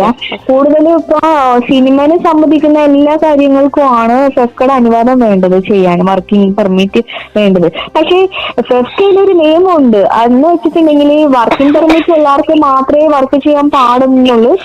പക്ഷേ വർക്കിംഗ് പെർമിറ്റ് ഇല്ലാതെ ഇവര് വർക്ക് ചെയ്യുന്നുണ്ട് പുറത്ത് ആളെ വെച്ചിട്ട്. ഫെഫ്ക അത് അറിയുന്നുണ്ട്. ഡോണക്സ് എന്ന് പറഞ്ഞ മേക്കപ്പ് മാന് കാർഡ് പോലും ഇല്ലാതെ പുറത്തുനിന്നുള്ള വ്യക്തികളെ വെച്ചിട്ട് വർക്ക് ചെയ്യുന്നുണ്ട്. ഇപ്പൊ ഞങ്ങളോട് പറയുന്നുണ്ടല്ലോ, ടെമ്പററി മെമ്പേഴ്സിനും അങ്ങനെ വർക്ക് ചെയ്യാൻ പാടില്ല, അവര് തന്നെ പോലെ 2-3 ദിവസത്തൊക്കെ വർക്ക്, വല്ലപ്പോഴും മാസത്തിലൊരിക്കൽ എന്തെങ്കിലും ഒരു വർക്ക് തന്നെ. എന്നെ സംബന്ധിച്ച് അങ്ങനെയും കിട്ടിയിട്ടില്ല. ഞാൻ കഷ്ടപ്പെട്ട് പോയി ചെയ്യുന്ന വർക്കുകളാണ് ഇവര് മുടക്കിയിരിക്കുന്നേ. ഞങ്ങൾക്ക് ഫെഫ്കനെ തകർക്കാനോ ഒന്നും ഉദ്ദേശമില്ല. ഫെഫ്കനെ തകർത്ത് കൊണ്ടിട്ട് മുന്നോട്ട് പോകാൻ ഞങ്ങൾക്ക് ആഗ്രഹമില്ല. ഞങ്ങൾ കുറച്ച് ലേഡികള് നമ്മുടെ തൊഴിൽ നിഷേധിക്കുന്നു, നമ്മൾക്ക് അനുഭവപ്പെടുന്ന ചൂഷണങ്ങൾക്കെതിരെയാണ് നമ്മൾ വന്നത്. ഫെഫ്കയിലുള്ള അനീതിയെ കുറിച്ചിട്ട് നമ്മൾ പറഞ്ഞേക്കുന്നത്. ഒരിക്കലും നമ്മൾക്കൊരു പരാതിയായിട്ട് കയറി ചെന്ന് നമ്മളെ പേയിക്കാനോ ഇവര് തയ്യാറല്ല. അവര് നമ്മളോട് സംസാരിക്കുന്ന ഒരു പട്ടിക്ക് തുല്യമായിട്ടാണ് നമ്മൾ സംസാരിക്കുന്നത്. നമ്മൾ അങ്ങോട്ടൊന്നും പറയാൻ കേൾക്കണ മുമ്പേ നമ്മളെ ഷൗട്ട് ചെയ്ത് അവർ ഇങ്ങോട്ട് സംസാരിക്കുകയാണ്. ഒരു സ്ത്രീപക്ഷത്ത് നമ്മൾക്ക് നിൽക്കുന്നില്ല. അവരുടേതായിട്ടുള്ള ഒരു ഗ്രൂപ്പ് ഉണ്ട്, അവരുടേതായിട്ടുള്ള കുറെ ആളുകളുണ്ട്, അവർക്ക് മാത്രമാണ് അവർ ഇമ്പോർട്ടന്റ് കൊടുക്കുന്നത്. അവരാണ് അവിടെ നിന്ന് ചരട് വലിക്കുന്നത്. എങ്ങനെയൊക്കെ കാര്യങ്ങൾ പോകണം, ആരെയൊക്കെ വർക്കിംഗ് കൊടുക്കണം, ആരെയൊക്കെ വേണ്ട. അവർക്ക് ആരെങ്കിലും ഒരു വിദ്വേഷം ഉണ്ടെങ്കിൽ ആ വ്യക്തിനെ അവര് അവിടെ അടിച്ചിടും, അവർക്ക് ജോബ് കൊടുക്കത്തില്ല. അങ്ങനെ കുറെ കളികൾ ഇതിന്റെ തലപ്പത്തിരുന്ന് കളിക്കുന്നുണ്ട്. C ഉണ്ണികൃഷ്ണന്റെ കീഴിലുള്ള ആളുകൾ, അതിലൊരു വ്യക്തിയാണ് സീമ എന്ന് പറഞ്ഞ വ്യക്തി. പിന്നെ അതിന്റെ കീഴിലുള്ള സ്വീറ്റി, ശ്യാമ എന്നൊക്കെ പറയുന്ന വ്യക്തികള് അവരുടെ കയ്യിലാണ് ഭരണം ഇരിക്കുന്നത്. അങ്ങനെയാണെങ്കിൽ പിന്നെ ഫെഫ്ക എന്തിനാവും? സ്ത്രീകളുടെ കൂടെ നിൽക്കണ്ടേ? എനിക്ക് ഒരു അപേക്ഷയുള്ളൂ, ഞങ്ങളെ പൊതുസമൂഹത്തെ ഏറ്റെടുക്കണം. പൊതുസമൂഹത്തെ ഏറ്റെടുത്ത് ഓരോ അമ്മയോ ഓരോ സഹോദരിമാരാണ് ഈ വേദനിക്കുന്നത്. ഞങ്ങളുടെ വേദന ഞങ്ങൾ പറയുമ്പോൾ അത്രയും ഞങ്ങൾ ഞങ്ങൾക്ക് അത്രയും വിഷമമുണ്ട്. നമ്മുടെ വീട്ടില് എനിക്ക് വേറെ വരുമാനമില്ല. ഈ ഒരു തൊഴിൽ ചെയ്തിട്ട് ഞാൻ ജീവിക്കുന്നുണ്ട്. 2 കുട്ടികളുണ്ട് എനിക്ക്, 2 പെൺകുട്ടികളാ. അപ്പൊ നാളെ എന്റെ വർക്ക് പോയിട്ട് ഞാൻ അത് മുന്നോട്ട് പോകുന്നത് എനിക്ക് എന്റെ ദൈവത്തിന് മാത്രമേ അറിയുള്ളൂ. അപ്പൊ ഞങ്ങളെ സഹായിക്കാനായിട്ട് ഇത് ആരെങ്കിലും നമുക്ക് ആരുടെ അടുത്ത് പോയിട്ട് നമുക്കിത് സഹായം അഭ്യർത്ഥിക്കാൻ നമുക്കൊന്നുമില്ല. ഇത് പൊതുസമൂഹം ഏറ്റെടുത്ത് ഞങ്ങൾക്ക് നീതി വാങ്ങിച്ചു തന്നെ. അതായത് അതിലുള്ള ഇപ്പോൾ ഉള്ള വ്യക്തികളെ ഇറക്കി തന്നെ. കാരണം അങ്ങനത്തെ ഒരു വ്യക്തികൾ അവിടെ ഇരിക്കാൻ യോഗ്യതയില്ല. അവരിറക്കി പുതിയ നിയമം ഞങ്ങൾക്ക് സംരക്ഷണം ലഭിക്കണം, ഞങ്ങൾക്ക് ജോലി ലഭിക്കണം. ഇത് എനിക്ക് പറയാനുള്ളത് ഞാനിപ്പോ ഈ ഫീൽഡിലുള്ളത് ഞാൻ 5 വർഷം കഴിഞ്ഞു ഞാൻ ഈ ഫീൽഡിലുള്ളത്. എനിക്ക് ഫുൾ പൈസ അടക്കാനുള്ള എമൗണ്ട് ഉണ്ടായിരുന്നില്ല. അന്നൊരു നിബന്ധന ഉണ്ടായിരുന്നു, 35 വയസ്സ് കഴിഞ്ഞാൽ പിന്നെ ആർക്കും കാർഡ് എടുക്കാൻ പാടില്ല. ആ ഒരു സിസ്റ്റം ഇപ്പൊ അവരെടുത്ത് മാറ്റിയിട്ട് എല്ലാവർക്കും കാർഡ് കൊടുക്കാം. പക്ഷെ 2 ലക്ഷം കൊടുത്താൽ മാത്രമേ കാർഡ് തരത്തുള്ളൂ. അപ്പൊ എന്നെ പോലെ അന്നുന്ന വേതനത്തിന് വേണ്ടിയിട്ട് കഴിയുന്ന ഞങ്ങൾ അവിടെ പോയി കരഞ്ഞു പിടിച്ചു പറഞ്ഞു ഫെഫ്കയിൽ പോയിട്ട്, ഞങ്ങൾക്ക് അതിന് വർക്കില്ലല്ലോ, നമ്മുടെ കയ്യിൽ നിന്ന് ഇവര് പൈസ വാങ്ങിച്ചിട്ട് ടെമ്പററി മെമ്പേഴ്സിന് 1 വർഷത്തേക്ക് പൈസ അടച്ചിട്ട് നമുക്ക് ജോബ് ചെയ്യാനുള്ള ഒരു വാക്കൻസി നമുക്ക് തന്നിരുന്നു ഇവര്. അതനുസരിച്ച് നമ്മളെ പൈസ അടച്ചു കഴിഞ്ഞിട്ട് ഇവര് നമുക്ക് വർക്കൊന്നും തന്നിട്ടില്ല. ഗൗരവതരമായ ആരോപണമാണ് ഈ 2 പ്രധാനപ്പെട്ട മേക്കപ്പ് ആർട്ടിസ്റ്റുമാർ ഫെഫ്കയ്ക്കെതിരെ ഉന്നയിക്കുന്നത്. നമുക്കറിയാം ഫെഫ്കയിൽ അല്ലാതെ തന്നെ ഒരു പൊട്ടിത്തെറിയുണ്ട്. ബി ഉണ്ണികൃഷ്ണനെതിരെ നേരത്തെ ആഷിഖ് കപൂർ രംഗത്ത് വന്നിരുന്നു. ബി ഉണ്ണികൃഷ്ണനെ മാറ്റി നിർത്തണമെന്ന് ആവശ്യപ്പെട്ടുകൊണ്ട് ആഷിഖ് കപൂർ സംഘടന വിട്ടുപോകുന്ന പശ്ചാത്തലം നമ്മൾ കണ്ടതാണ്. ഈ മേക്കപ്പ് ആർട്ടിസ്റ്റുമാർ ഒരാൾ നമ്മോടൊപ്പം ടെലിഫോൺ ലൈനിലുണ്ട്. തൽക്കാലം പേര് അവരുടെ വെളിപ്പെടുത്തില്ല, കാരണം അവരുടെ സ്വകാര്യത കൂടി നമ്മൾ മാനിക്കണം. അവരുടെ മുന്നോട്ടുള്ള പല ജീവിത പ്രശ്നങ്ങളും ഉണ്ടാക്കാൻ നമ്മൾ ശ്രദ്ധിക്കുകയും വേണം. എന്താണ് നിങ്ങൾക്ക് പറയാനുള്ളത്? ഏത് തരത്തിലാണ് ഒരു അവഗണന നിങ്ങൾ സിനിമാ മേഖലയിൽ പ്രത്യേകിച്ച് ഫെഫ്കയുടെ ഭാഗത്തു നിന്നുള്ള നേരിടുന്നത്? കേൾക്കാമോ മാഡം? മാഡം കേൾക്കാമോ? എന്റെ ചോദ്യം കേട്ടിരുന്നോ? സർ, ഞാനൊരു ടെമ്പററി മെമ്പേഴ്സാണ്, താൽക്കാലിക ജീവനക്കാരിയാണ്. 1 വർഷത്തേക്ക് എമൗണ്ട് അടച്ചിട്ട് ഞാൻ വർക്ക് ചെയ്യുന്ന ആളാണ്. ഇപ്പൊ 5-8 വർഷം ഞാൻ ഈ ഫീൽഡിലുള്ളത്. എനിക്ക് സംഭവിച്ചിരിക്കുന്നത് തൊഴിൽ നിഷേധനമാണ് സംഭവിച്ചിരിക്കുന്നത്. ഞങ്ങളുടെ കയ്യിൽ നിന്ന് എമൗണ്ട് വാങ്ങിച്ചിട്ട് ആ എമൗണ്ട് അനുസരിച്ചിട്ടുള്ള വർക്ക് നമുക്ക് തരുന്നില്ല. അവിടെ നടക്കുന്ന മീറ്റിങ്ങുകളിലൊന്നും നമ്മളെ പങ്കെടുപ്പിക്കുന്നില്ല. വർക്ക് തരാത്തത് നമ്മുടെ സ്വന്തം ഇഷ്ടത്തിന് വർക്ക് നമ്മൾ അന്വേഷിച്ച് കണ്ടെത്തി ചെയ്യുമ്പോഴും ഫെഫ്ക അത് ഇടപെട്ടിട്ട് നമ്മൾ ആ സെറ്റിൽ നിന്ന് പുറത്താക്കുക, നമ്മൾ അനാവശ്യം പറയുക. പിന്നെ നമുക്ക് നടക്കുന്ന ആ സെറ്റിൽ നടക്കുന്ന അനുഭവങ്ങൾ, ഇപ്പൊ ഞങ്ങള് പലതരത്തിലുള്ള നമുക്ക് ചൂഷണം ഞങ്ങൾ അവിടെ അനുഭവിക്കുന്നുണ്ട്. അത് നമുക്കത് പറയാനുള്ള ഒരു ഇടമില്ല. കാരണം നമ്മൾ പറഞ്ഞിട്ടുണ്ടെങ്കിൽ നമുക്ക് പിന്നെ തൊഴിൽ നിഷേധനമാണ്, പിന്നെ അവിടെ വിളിപ്പിക്കുകയോ അതിനെ കുറിച്ചിട്ട് സംസാരിക്കുകയോ ഒന്നുമില്ല. നമുക്ക് മോശം അനുഭവമാണ് ഫെഫ്കന്ന് കിട്ടിക്കൊണ്ടിരിക്കുന്നത്. ഈ പരാതി പലപ്പോഴും ഈ പ്രധാനപ്പെട്ട ആൾക്കാരുമായിട്ട് നിങ്ങൾക്ക് തൊഴിൽ നൽകാൻ വേണ്ടിയും നിങ്ങളെ സംരക്ഷിക്കാൻ വേണ്ടിയുമാണല്ലോ ഈ ഒരു സംഘടന. നിങ്ങൾക്ക് ജോലി കിട്ടുന്നില്ല എന്ന കാര്യം ഒരു പരാതിയായി തന്നെ ഉന്നയിച്ചിരുന്നോ? പല പ്രാവശ്യം ഞങ്ങള് ഫെഫ്കയിൽ പോയി സംസാരിച്ചതാണ്. അവിടെ സംസാരിക്കുമ്പോഴും നമ്മൾ അവിടെ ചെന്ന് സംസാരിക്കുമ്പോഴും പ്രദീപ് രംഗ് എന്ന് പറഞ്ഞ സാറ് നമ്മളെടുത്ത് മോശമായിട്ട് സംസാരിക്കുന്ന, അതായത് ഒരു പട്ടിനോട് സംസാരിക്കുന്ന രീതിയിലാണ് ഇറങ്ങിപ്പോ, നിങ്ങൾ ഇവിടെ വന്ന് സംസാരിക്കേണ്ട, നിങ്ങൾക്ക് എന്ത് അവകാശം ഇവിടെ വന്ന് സംസാരിക്കാൻ, നിങ്ങൾ ടെമ്പററി മെമ്പേഴ്സ് അല്ലേ, അങ്ങനെ പറഞ്ഞിട്ടാണല്ലോ നിങ്ങളുടെ കയ്യിൽ നിന്ന് പൈസ വാങ്ങിച്ചേക്കുന്നത്, അതുകൊണ്ട് നിങ്ങൾ അധികം ഇവിടെ സംസാരിക്കാൻ നിൽക്കേണ്ട എന്നാണ് അവര് നമ്മളോട് സംസാരിക്കുന്നത്. എത്ര രൂപയാണ് ഒരു വർഷത്തെ ഈ മെമ്പർഷിപ്പ് ഫീ എന്ന രീതിയിൽ നിങ്ങൾ ഫെഫ്കയ്ക്ക് അടയ്ക്കുന്നത്? 1 വർഷത്തെ മെമ്പർഷിപ്പിന് 10,000 രൂപ വെച്ചിട്ടാണ് നമ്മുടെ കയ്യിൽ നിന്ന് വാങ്ങിച്ചേക്കുന്നത്. അപ്പൊ അതിനുള്ള വർക്ക് പോലും കിട്ടുന്നില്ല എന്നുള്ളതാണ് അല്ലേ? ഇല്ല, ഞാൻ മാത്രമല്ല, എന്റെ കൂടെ 4-5 ലേഡീസും ഒക്കെ ഇതേ അവസ്ഥയിൽ തന്നെ പോകുന്നവരാണ്. ഇതിന്റെ ഒരു രീതി എങ്ങനെയാണ്? ഈ പെർമനന്റ് വർക്കേഴ്സിനും ഒപ്പം നിങ്ങൾ ഈ താൽക്കാലിക അംഗത്വം എടുക്കുന്നവരെയും പരിഗണിച്ചതിന് ശേഷമല്ലേ മറ്റുള്ള ആളുകളെ ജോലിക്ക് വിളിക്കാവൂ? അത് ഞങ്ങള് അവിടെ ഒന്ന് ഫെഫ്കയിൽ പോയി നമ്മൾ സംസാരിച്ചപ്പോൾ അവർ പറയുന്നത് ഫുൾ കാർഡുള്ള ആളുകൾ പോലും വീട്ടിലിരിക്കുമ്പോൾ എങ്ങനെ ടെമ്പററി മെമ്പേഴ്സിന് ഞങ്ങൾ വർക്ക് കൊടുക്കും? അപ്പൊ ഞാൻ ചോദിച്ചു, അങ്ങനെയാണെങ്കിൽ നമ്മളുടെ കയ്യിൽ പൈസ വാങ്ങിച്ചവർക്ക് വെക്കേണ്ട ആവശ്യമില്ലല്ലോ, ഫുൾ കാർഡിന് വർക്കില്ലാത്തത് നമ്മുടെ തെറ്റല്ലല്ലോ, അത് അവരല്ല പരിഗണിക്കണ്ടേ? അവര് വർക്ക് പോകുന്നത് അവിടെ ഏറ്റവും ഒരു കലാകാരനുണ്ട്, ഒരു മേക്കപ്പ് മാൻ ഉണ്ട്, റോണക്സ് എന്ന വ്യക്തിയാണ്. എനിക്ക് അദ്ദേഹത്തിന്റെ പേരെടുത്ത് പറഞ്ഞേ പറ്റൂ. ആ വ്യക്തിയാണ് ഇപ്പോ നമ്മുടെ ഈ മലയാള സിനിമയിൽ ഒരു 20 മൂവീസ് എടുക്കണമെങ്കിൽ 19% പുള്ളിയാണ് ചെയ്യുന്നത്. പുള്ളിക്കൊരു ഗ്രൂപ്പ് ഉണ്ട്. ആ ഗ്രൂപ്പിൽപ്പെട്ട ആളുകൾക്ക് മാത്രമേ പുള്ളി വർക്ക് കൊടുക്കുന്നുള്ളൂ. അപ്പൊ ഇതേപോലെ ഫുൾ കാർഡ് അടച്ചതും ടെമ്പററി കാർഡ് അടച്ച ആൾക്കാർ വീട്ടിൽ ഇരിക്കുന്നത്, ഈ ഫുൾ കാർഡ് ഉള്ള ആൾക്കാർക്ക് ഇവര് വർക്ക് കൊടുക്കണ്ടേ? അതായത് ഇവർക്കുള്ള ഗ്രൂപ്പിലേക്ക് മാത്രമേ അവർ ആഡ് ചെയ്തു, അവർക്ക് ആവശ്യമുള്ള ആൾക്കാരെ മാത്രമേ ആഡ് ചെയ്തിട്ട് അവര് ഫിലിം കൊടുക്കുന്നത്. അപ്പൊ അത് ഇവര് ഈ തലപ്പത്തിരിക്കുന്ന അവരത് കറക്റ്റ് കാര്യങ്ങൾ പോയാലല്ലേ ആ ചിട്ടയോടെ പോയാലല്ലേ എല്ലാവർക്കും ഈക്വൽ ആയിട്ടുള്ള വർക്ക് പോവുള്ളൂ. അവർക്ക് ആവശ്യമായിട്ട് ആൾക്കാരെ മാത്രം വെച്ചാൽ വർക്ക് ചെയ്യിപ്പിക്കുന്നത്. നല്ല കഴിവുള്ള കലാകാരന്മാരും ഇതേപോലെ എന്നെ പോലുള്ള ഹെയർ ഡ്രസ്സർമാരൊക്കെ വീട്ടിലിരിക്കുന്നത് ഇവരുടെ മിസ്റ്റേക്ക് കൊണ്ട് അങ്ങനെ സംഭവിക്കുന്നു. ഈ ഫെഫ്കനെ തകർക്കാനൊന്നും ഞങ്ങൾക്ക് അതല്ല ആവശ്യം. ഫെഫ്കയുടെ ഉള്ളിൽ നടക്കുന്ന അനീതി, അതിനെതിരെയാണ് ഞാൻ സംസാരിക്കുന്നത്. ഒത്തിരി അനീതി നടക്കുന്നത്. ഇപ്പൊ അമ്മയിൽ നടന്നതിനെക്കാട്ടി കൂടുതൽ വീഴ്ചകളാണ് ഫെഫ്കയിൽ വന്നിരിക്കുന്നത്. ഭാഗ്യലക്ഷ്മി മാഡമൊക്കെ പലപ്പോഴും ഈ സ്ത്രീകളുടെ അവകാശങ്ങൾക്ക് വേണ്ടിയും തൊഴിലാളികളുടെ അവകാശങ്ങൾക്ക് വേണ്ടിയും ഒക്കെ പലപ്പോഴും സംസാരിക്കുന്ന ആളാണ്. അപ്പോൾ ഈ ഇവരോടൊക്കെ നിങ്ങൾ സംസാരിച്ചിരുന്നോ? നിങ്ങളുടെ കുഴപ്പങ്ങൾ പറഞ്ഞിരുന്നോ? തീർച്ചയായിട്ടും ഒരു പ്രാവശ്യമല്ല, പല പ്രാവശ്യം ഞങ്ങൾ പോയി സംസാരിച്ചിരുന്നു. ഞങ്ങളുടെ അവസ്ഥകൾ പറഞ്ഞിരുന്നു. എല്ലാം പറഞ്ഞിട്ടും ഒരു മനുഷ്യനെന്ന നിലയിൽ നമ്മുടെ അവസ്ഥ പറയുമ്പോൾ ഒരു സഹകരണം ഉണ്ടല്ലോ, ഒരു ഹെൽപ്പ് മൈൻഡ്, അതുപോലും ഫെഫ്കയിൽ നിന്നും നമുക്ക് കിട്ടിയിട്ടില്ല. പിന്നെ 2 ലക്ഷം നമ്മളെ എപ്പോ കൊടുത്താ, പണ്ടൊരു ഏജ് ഉണ്ടായിരുന്നു, 35 ഏജ് കഴിഞ്ഞാൽ പിന്നെ വർക്കില്ല എന്നുണ്ടായിരുന്നു. ഞങ്ങൾ അത് അവിടെ സംസാരിച്ച് കുറെ നാളായിട്ട്, വർഷങ്ങളായിട്ട് സംസാരിച്ച ശേഷം ഇങ്ങനെ ഒരു പ്രശ്നം വന്നപ്പോൾ ഫെഫ്കെ എന്ന ആ ഏജ് എടുത്ത് കളഞ്ഞു. പകരം 2 ലക്ഷം രൂപ അടിച്ചാൽ മാത്രമേ നമുക്ക് വർക്ക് ചെയ്യാൻ പറ്റത്തുള്ളൂ എന്നൊരു സിസ്റ്റം ഇവര് കൊണ്ടുവന്നു. ഈ അന്നന്ന് നിവൃത്തി ഇല്ലാത്ത ആളുകള്, അതായത് ഒരു ജോലി ഇല്ലാത്ത ആൾക്കാർ എങ്ങനെ 2 ലക്ഷം എടുത്തടക്കാനാ? 2 ലക്ഷം അടച്ച ആൾക്കാർക്ക് മാത്രമേ ഇനി തൊഴിലുള്ളെന്ന് അവര് പറയുന്നത്. ശരി, തുടരുക. 2 പേർ ഇത്തരത്തിൽ പരാതിയുമായി രംഗത്ത് വന്നിരുന്നു. രണ്ടാമത്തെ ആൾ കൂടി ഇപ്പോൾ ടെലിഫോൺ ലൈനിലുണ്ട്. ഇത് കുറെ കാര്യങ്ങൾ വെളിപ്പെടുത്തൽ നമ്മൾക്ക് മനസ്സിലായി. പക്ഷെ നിങ്ങളുടെ പ്രശ്നം എന്ന് പറയുന്നത് നിങ്ങളെ പ്രൊട്ടക്ട് ചെയ്യേണ്ടവർ, നിങ്ങളെ സംരക്ഷിക്കേണ്ടവർ നിങ്ങൾക്കൊപ്പം നിൽക്കുന്നില്ല എന്നൊരു പ്രശ്നമാണല്ലോ.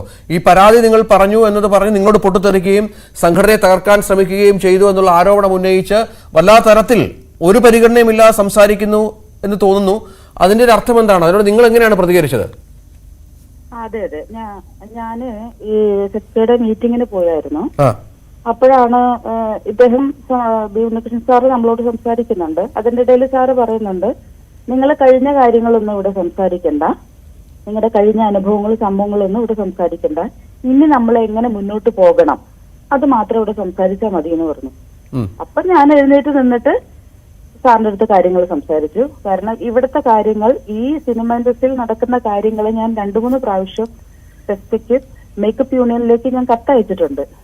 അതിൽ പറയുന്ന ഈ കാര്യങ്ങളെല്ലാം, കാരണം നമ്മുടെ തൊഴിൽ ചൂഷണം, സെക്ഷൽ ഹരാസ്മെന്റ്, ടോർച്ചറിങ്, നമുക്ക് ലൊക്കേഷനിൽ ടോയ്ലറ്റ് സൗകര്യം ഇല്ലാത്തത്, അങ്ങനെ പല കാരണങ്ങളും ഞാനിവിടെ ഉന്നയിച്ചിട്ടുണ്ട്. അതിൽ ഏതെങ്കിലും ഒരു കത്തിനൊരു മറുപടി പോലും എനിക്ക് തന്നിട്ടില്ല. അതൊക്കെ ഒന്ന് പരിഹരിച്ച് വന്നിരുന്നെങ്കിൽ ഇന്ന് ഈ അവസ്ഥയിലാവില്ലായിരുന്നു. അപ്പം ഭയങ്കരമായിട്ട് പിന്നെ നമ്മുടെ വായ അടപ്പിക്കുക എന്നുള്ള രീതിയിലാണ് പിന്നെ സംസാരിച്ചത്. പിന്നെ ഭാഗ്യലക്ഷ്മി മാം വന്നിട്ട് പറഞ്ഞായിരുന്നു, നിങ്ങൾ എന്തെങ്കിലും പറയുവാണെങ്കിൽ നിങ്ങൾ മലർന്നു കിടന്ന് തുപ്പുവാണ്, നിങ്ങൾ അങ്ങനെ എന്തെങ്കിലും നിങ്ങൾക്കൊരു ഇഷ്യൂ ഉണ്ടായിട്ടുണ്ടെങ്കിൽ നിങ്ങൾ അന്ന് തന്നെ പ്രതികരിക്കണമായിരുന്നു, അല്ലാണ്ട് ഇത്രയും വർഷം കഴിഞ്ഞിട്ടല്ല നിങ്ങൾ സംസാരിക്കേണ്ടത് എന്ന രീതിയിലൊക്കെയാണ് അവർ സംസാരിച്ചു വന്നത്. അപ്പൊ ശരിക്കും നമ്മളൊരു സീനിയർ ഒരു വ്യക്തി എന്നുള്ള നിലയിൽ നമ്മളോട് ഈ രീതിയിലാണ് അവര് പോലും നമ്മളോട് സംസാരിക്കുന്നത്. അങ്ങനെയാണ് എല്ലാവരും അവിടെ ആ ഒരു മീറ്റിങ്ങിന് എനിക്ക് ഫീൽ ചെയ്തിട്ടുള്ളത്. ശരി, നന്ദി. ഈ 2 പേരും നമ്മളോട് പ്രതികരിക്കായിരുന്നു. ഭാഗ്യലക്ഷ്മിക്കെതിരെയും ഒപ്പം ബി ഉണ്ണികൃഷ്ണനെതിരെയും ഫെഫ്ക എന്ന സംഘടനയ്ക്കെതിരെയുമാണ് അവർ രംഗത്ത് വന്നത്. അവർക്ക് തൊഴിൽ നിഷേധമുണ്ടാകുന്നു. അവർ പണമടച്ചിട്ട് പോലും കൃത്യമായി തൊഴിൽ നൽകാൻ ആ സംഘടന തയ്യാറാകുന്നില്ല. ഒപ്പം പരാതി പറയുമ്പോൾ തങ്ങൾക്ക് നേരെ തട്ടിക്കയറുന്ന മനോഭാവം കൂടിയാണ് ഇരുവരും സ്വീകരിക്കുന്നതെന്നാണ് പരാതി. മറ്റൊരു വാർത്തയിലേക്ക് കൂടി പോകണം കൃഷ്ണന്തു. ലൈംഗിക ആരോപണത്തിൽ മുകേഷിന്റെ മുൻകൂർ ജാമ്യാപേക്ഷ എറണാകുളം പ്രിൻസിപ്പൽ സെഷൻസ് കോടതി ഇന്ന് പരിഗണിക്കും. പരാതിക്ക് പിന്നിൽ ബ്ലാക്ക് മെയിലിംഗ് ആണെന്നാണ് മുകേഷിന്റെ വാദം. ഇതിനിടെ മുകേഷിന്റെ ജാമ്യത്തെ എതിർക്കാനാണ് അന്വേഷണ സംഘത്തിന്റെ തീരുമാനം. നവമി ദിനേശ് വിവരങ്ങൾ പങ്കുവെക്കും. നവമി, മുകേഷ് ഏതായാലും നിയമവഴിയിലാണ്, മുൻകൂർ ജാമ്യമടക്കം അദ്ദേഹം സമർപ്പിച്ചു കഴിഞ്ഞു. എന്തൊക്കെയാണ് ഇതുമായി ബന്ധപ്പെട്ട് കോടതിയെ ബോധ്യപ്പെടുത്താൻ അതിന് അഭിഭാഷകൻ തീരുമാനിച്ചിരിക്കുന്നത്?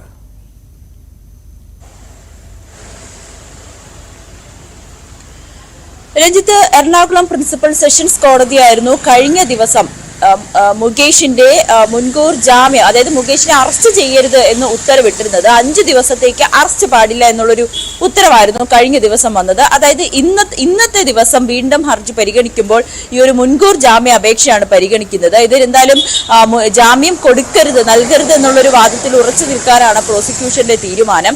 എന്തായാലും ആലുവ സ്വദേശിയായ നടിയുടെ പരാതിയിലായിരുന്നു മുകേഷിനെതിരെ ഇത്തരത്തിൽ ഒരു പരാതി വന്നത്.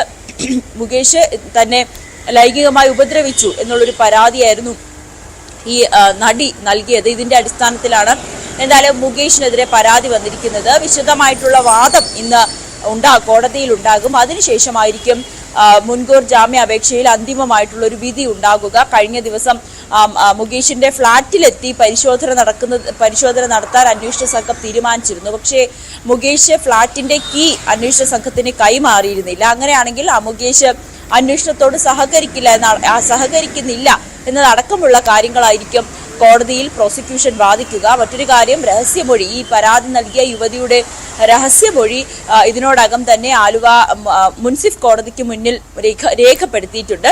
ഇവരുടെ കയ്യിൽ കൃത്യമായിട്ടുള്ള തെളിവുകളുണ്ടെന്നും അന്വേഷണ സംഘത്തിന് പറഞ്ഞിരുന്നു. മണിക്കൂറുകൾ നീണ്ട മൊഴിയെടുക്കലായിരുന്നു യുവതിയിൽ നിന്നും ഉണ്ടായിരുന്നത്. കഴിഞ്ഞ ദിവസം നമുക്കറിയാം, ഈ യുവതി 4 പ്രധാനപ്പെട്ട താരങ്ങൾ ഉൾപ്പെടെ സിനിമയിൽ പ്രവർത്തിക്കുന്ന 7 പേർക്കെതിരെയായിരുന്നു ലൈംഗിക ആരോപണ പരാതി ഉന്നയിച്ചത്. കഴിഞ്ഞ ദിവസം ഇവരുടെ ആലുവയിലെ ഫ്ളാറ്റിലെത്തി അന്വേഷണ സംഘം രാവിലെ 10 മണിക്ക് തുടങ്ങിയ മൊഴിയെടുപ്പ് രാത്രി 11 മണിയോളം നീണ്ടു നിൽക്കുകയും ചെയ്തിരുന്നു. എന്തായാലും മുകേഷിനടക്കം വിശദമായിട്ടുള്ള രേഖകൾ, കൃത്യമായിട്ടുള്ള തെളിവുകൾ താൻ ഹാജരാക്കിയിട്ടുണ്ട് എന്നാണ് പരാതിക്കാരി മാധ്യമങ്ങളോട് വെളിപ്പെടുത്തിയിരിക്കുന്നത്. ചാറ്റ് അടക്കമുള്ള കാര്യങ്ങൾ, അങ്ങനെ താൻ ഭീഷണിപ്പെടുത്തി, അല്ലെങ്കിൽ ഈ യുവതി തന്നെ ഭീഷണിപ്പെടുത്തി എന്നുള്ളൊരു ആരോപണമായിരുന്നു മുകേഷ് യുവതിയെ തള്ളിക്കൊണ്ട് രംഗത്തെത്തി പറഞ്ഞിരുന്നത്. അങ്ങനെയാണെങ്കിൽ അത് തെളിവുകൾ ഹാജരാക്കട്ടെ, താൻ അങ്ങനെ ഭീഷണിപ്പെടുത്തിയെങ്കിൽ ഒരു MLA അല്ലേ, MLA ഭീഷണിപ്പെടുത്തിയതിൽ സ്വാഭാവികമായും തനിക്കെതിരെ കേസ് കൊടുക്കാമായിരുന്നല്ലോ. എന്തുകൊണ്ടാണ് മുകേഷ് കേസ് കൊടുക്കാനോ അല്ലെങ്കിൽ തനിക്കെതിരെ ഒരു പരാതിയുമായി മുന്നോട്ട് വരാനോ തയ്യാറാകാഞ്ഞത് എന്നതടക്കമുള്ള കാര്യങ്ങളായിരുന്നു യുവതി പ്രധാനമായും ഉന്നയിച്ചിരുന്നത്. എന്തായാലും മുകേഷിനെതിരെ കൃത്യമായിട്ടുള്ള തെളിവുകൾ, മുകേഷിൽ നിന്നും ലഭിച്ച മോശമായിട്ടുള്ള മെസ്സേജുകൾ, ഇതടക്കം ഹാജരാക്കാനാണ് പരാതിക്കാരിയും തീരുമാനിച്ചിരിക്കുന്നത്. എന്തായാലും ഇന്ന് രാവിലെ 10 മണിയോടുകൂടിയായിരിക്കും ഈ മുകേഷിന്റെ മുൻകൂർ ജാമ്യ അപേക്ഷ കോടതി പരിഗണിക്കുക. ജാമ്യം നൽകരുത് എന്ന വാദത്തിൽ ഉറച്ചു നിൽക്കാനാണ് പ്രോസിക്യൂഷന്റെയും തീരുമാനം. ശരി, നവമി ദിനേശാണ് വിവരങ്ങൾ പങ്കുവച്ചത്. ഏതായാലും മുകേഷിന് നിർണായകമാണ്. പോലീസിന്റെ ഭാഗത്ത് നിന്ന് ചില നീക്കങ്ങൾ നടക്കുന്നുണ്ട്. അന്വേഷണം പല വഴിയിലൂടെ മുന്നോട്ട് പോകുന്നു. ശക്തമായ തെളിവുകളുണ്ട്. ഇവിടെയാണ് മുകേഷിന്റെ മുൻകൂർ ജാമ്യം എന്ന നിയമപരമായ കാര്യത്തിൽ തീരുമാനമുണ്ടാകുന്നത് മുകേഷ് നിർണായകമാകുന്നത്. വളരെ പെട്ടെന്ന് തിരിച്ചു വരാം ഇടവേളയ്ക്ക് ശേഷം.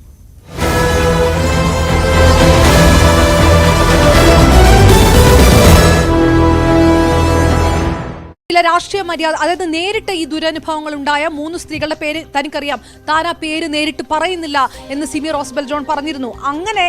അങ്ങനെ ഉണ്ടെങ്കിൽ ആ 3 സ്ത്രീകൾ ആരാണ്? അത് അന്വേഷിക്കേണ്ട ബാധ്യത KPCCക്ക് ഉണ്ടായിരുന്നില്ലേ, കോൺഗ്രസിനുണ്ടായിരുന്നില്ലേ? അല്ലാതെ ഈ ഒരു ആരോപണം കടക്കെന്നുള്ളുകയാണ്. ഇതൊരു താരസംഘടന ചെയ്തിരുന്നെങ്കിൽ, ഇത് സിനിമാ മേഖലയിൽ ചെയ്തിരുന്നെങ്കിൽ, മറ്റേതെങ്കിലും മേഖലയിൽ ചെയ്തിരുന്നെങ്കിൽ എന്ത് നിലപാടാണ് കോൺഗ്രസ് എടുക്കുക? എന്ത് നിലപാടാണ് മഹിളാ കോൺഗ്രസ് സ്വീകരിക്കുക?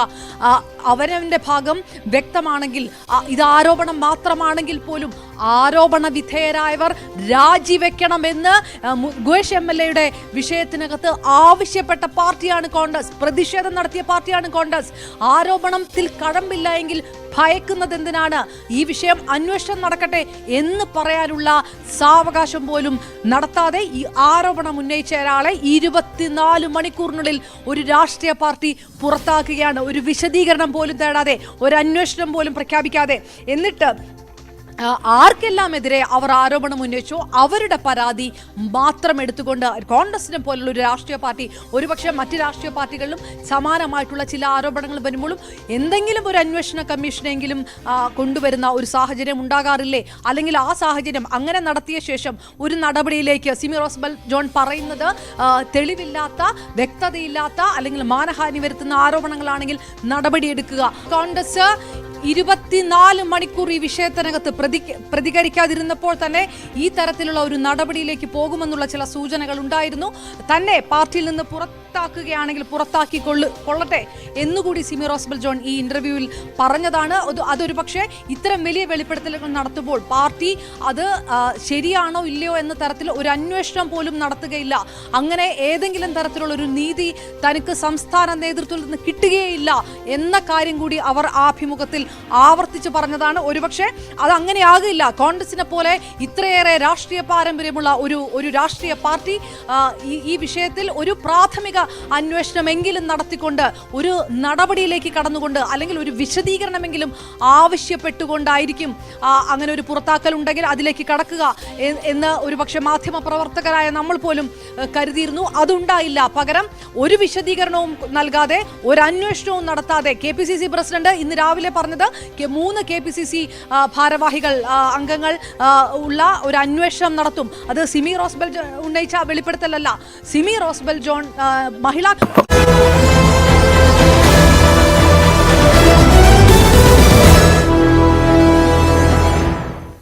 ഹരികൂടി ചേരുന്നുണ്ടോ? ഹരി ഒരു എന്താണ്, ഒരു കായിക എക്സ്പേർട്ട് കൂടാണല്ലേ? ഇഷ്ടമാണ്. സിനിമയും സ്പോർട്സുമാണ് താല്പര്യം, പ്രധാനപ്പെട്ട വിഷയം. അതുകൊണ്ട് തന്നെ ഇന്നൊരു പ്രധാനപ്പെട്ട ദിവസവും കൂടിയാണ്. സിനിമയെ കുറിച്ച് പറയുമ്പോൾ ഓൺ എയറിൽ ഹരി വേറൊരു മനുഷ്യനാണ്. ഡെസ്കിൽ കാണുന്ന ഹരിയല്ല. ഭയങ്കര ആവേശവും ഭയങ്കര ഇൻഡെപ്ത് നിരീക്ഷണമാണ്. ഇഷ്ടമാണ് അത്രയധികം. അതുകൊണ്ട് നമ്മളത് കൂടുതൽ ഫോളോ ചെയ്യുന്നു എന്നുള്ളത് മാത്രം. ക്രിക്കറ്റിനെ അങ്ങനെയാണ്. ക്രിക്കറ്റും അങ്ങനെയാണ്. ക്രിക്കറ്റാണ് മെയിൻ ആയിട്ട്. പിന്നെ ഫുട്ബോളും അല്ലാതെ ഇപ്പൊ സൂപ്പർ ലീഗ് ഒക്കെ വരാൻ പോവുകയാണ്. അപ്പൊ അതിന്റെ ഒരു സന്തോഷമുണ്ട്. അതെ, തീർച്ചയായും. അതായത് ഇനി ക്രിക്കറ്റ് ആവേശമാണ്. കാര്യവട്ടത്ത് പ്രത്യേകിച്ചും മോഹൻലാൽ ബ്രാൻഡ് അംബാസഡറായി BCCയും KCAയും സംയുക്തമായി സംഘടിപ്പിക്കുന്ന കേരള ക്രിക്കറ്റ് ലീഗിന് ഇന്ന് തുടക്കം കുറിക്കുകയാണ്. തിരുവനന്തപുരം മറ്റൊരു ആവേശ ലേഖനയിലേക്ക്. തിരുവനന്തപുരത്തിലെ കേരള ക്രിക്കറ്റിന്റെ വിപ്ലവകരമാണ്. കാരണം പ്ലേയേഴ്സ് എല്ലാവരും കാത്തിരിക്കുന്ന ഒരു ടൂർണമെന്റ് കൂടിയാണ്. കേരള ക്രിക്കറ്റിനെ തന്നെ ഒന്ന് മുന്നോട്ട് കൊണ്ടുവരാൻ വേണ്ടിയിട്ടുള്ള ഒരു കഠിനമായ ശ്രമത്തിന്റെ ഒരു ഭാഗമായിട്ടുള്ള ഒരു ടൂർണമെന്റ് കൂടിയാണിത്. തീർച്ചയായും. നമ്മുടെ ഒരു പ്രധാനപ്പെട്ട ആൾ അതിഥിയായി ഉണ്ട്. പരിചയപ്പെടുത്താം. നമ്മളോടൊപ്പം ബേസിൽ തമ്പിയാണ് ചേരുന്നത്. കൊച്ചി ബ്ലൂ ടൈഗേഴ്സിന്റെ ക്യാപ്റ്റനാണ് ബേസിൽ. ബേസിൽ, നമസ്കാരം. Good morning. നമസ്കാരം. Good morning. ബേസിൽ, ഒരു വലിയ ദിവസത്തിന് ഒരു തുടക്കമാണ് സെപ്റ്റംബർ 2-ാം തീയതി. കാരണം കേരള ക്രിക്കറ്റിനെ സംബന്ധിച്ചിടത്തോളം ഇപ്പോൾ നമ്മൾ TNPL കണ്ടിട്ടുണ്ട്, മറ്റ് സംസ്ഥാനങ്ങളിലൊക്കെ തന്നെ വരുന്ന ഇപ്പോൾ ഡൽഹി പ്രീമിയർ ലീഗ് അങ്ങനെയൊക്കെ വന്നിട്ടുണ്ടെങ്കിൽ പോലും KCL തുടക്കം കുറിക്കുന്ന സമയത്ത് ഇപ്പോൾ കൊച്ചിയിൽ തന്നെയുള്ള പ്ലെയേഴ്സ് ആയിക്കോട്ടെ, അല്ലെങ്കിൽ ബാക്കി കൊച്ചി ഉൾപ്പെടെയുള്ള 6 ഫ്രാഞ്ചൈസിലുള്ള പ്ലെയേഴ്സ്, ഇവർക്ക് എല്ലാവർക്കും ഒരു പുതിയ സ്വപ്ന വാതിൽ തുറക്കുന്ന ഒരു ദിവസവും കൂടിയല്ലേ ഇന്ന്? ബേസിൽ എന്താണ് തോന്നുന്നത്? ആ ഒരു പ്ലെയേഴ്സിനെ സംബന്ധിച്ചിടത്തോളം ഒരു എക്സ്പോഷർ, IPL-ലേക്കും കൂടി ഒരു വാതിൽ, അങ്ങനെയുള്ള ഒരു ചിന്തകളൊക്കെ തന്നെ തുടക്കം കുറിക്കുന്ന ഒരു ദിവസവും കൂടിയല്ലേ ഇന്ന്?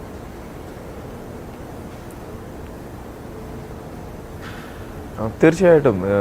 നേരത്തെ പറഞ്ഞ പോലെ ഇത് കുറേ സ്വപ്നങ്ങൾക്ക് സാക്ഷാത്കാരം വരുന്ന ഒരു ദിവസമാണ്. കാരണം കേരള ക്രിക്കറ്റ് അസോസിയേഷൻ ഒരു 6 years അല്ലെങ്കിൽ 4 to 5 yearsൻ്റെ ഒരു വലിയൊരു പ്ലാനിങ്ങിലൂടെ വന്നതാണ് ഈ KCL എന്ന് പറയുന്നത്.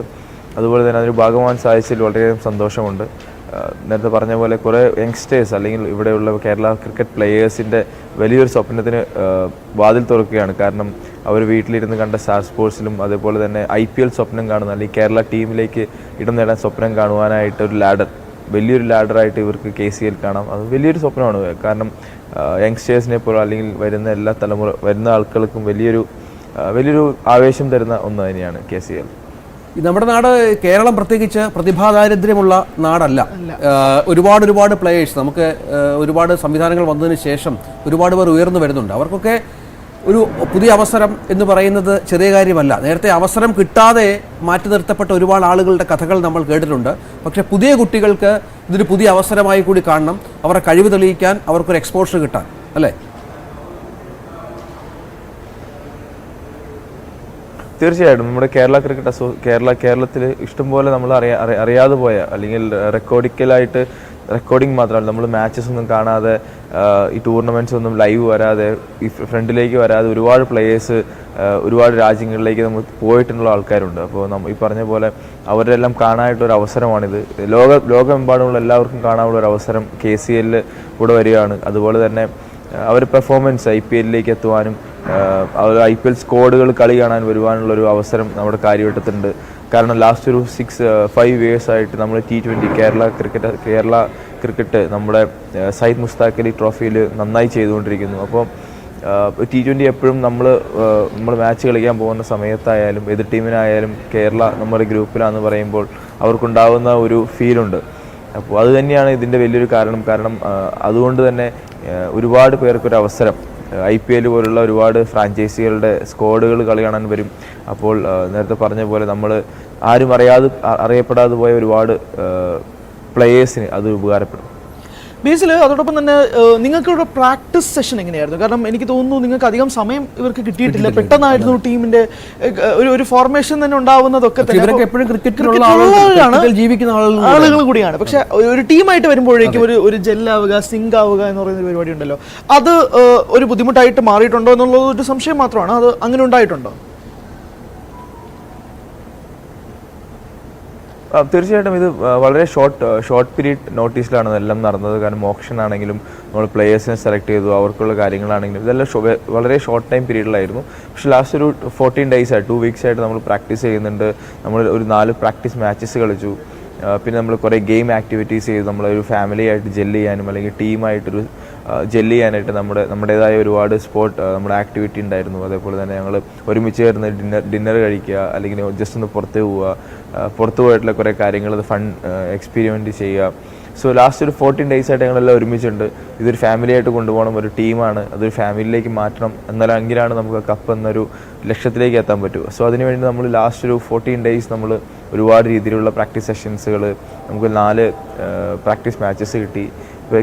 കാര്യവട്ടത്ത് തന്നെ നമ്മളൊരു ലാസ്റ്റ് ഒരു 10 days ആയിട്ടുണ്ട്. സോ ഇത് തന്നെ നമ്മളൊരു ജെല്ലിങ് ടീമായിട്ട് നമ്മൾ മാറി. I think we are good to go. I think Basil ഈ കേരള ക്രിക്കറ്റ് ലീഗ് എന്ന് പറയുമ്പോൾ നമുക്കറിയാം KCAയും ഒപ്പം നമ്മുടെ ക്രിക്കറ്റ് അസോസിയേഷനും BCCAയും ഒക്കെ ചേർന്ന് സംഘടിപ്പിക്കുന്ന ഒരു ടൂർണമെൻ്റാണ്. അവിടെ ഈ നിയമാവലികളെല്ലാം ഇന്റർനാഷണൽ ക്രിക്കറ്റിനോട് ചേർന്ന് നിൽക്കുന്നത് തന്നെയാണോ? എന്തെങ്കിലും വ്യത്യാസമുണ്ടോ അത്തരം കാര്യങ്ങൾ? ഒരു സാധാരണക്കാർക്കൊക്കെ അറിയാനൊരു കൗതുകം കാണും.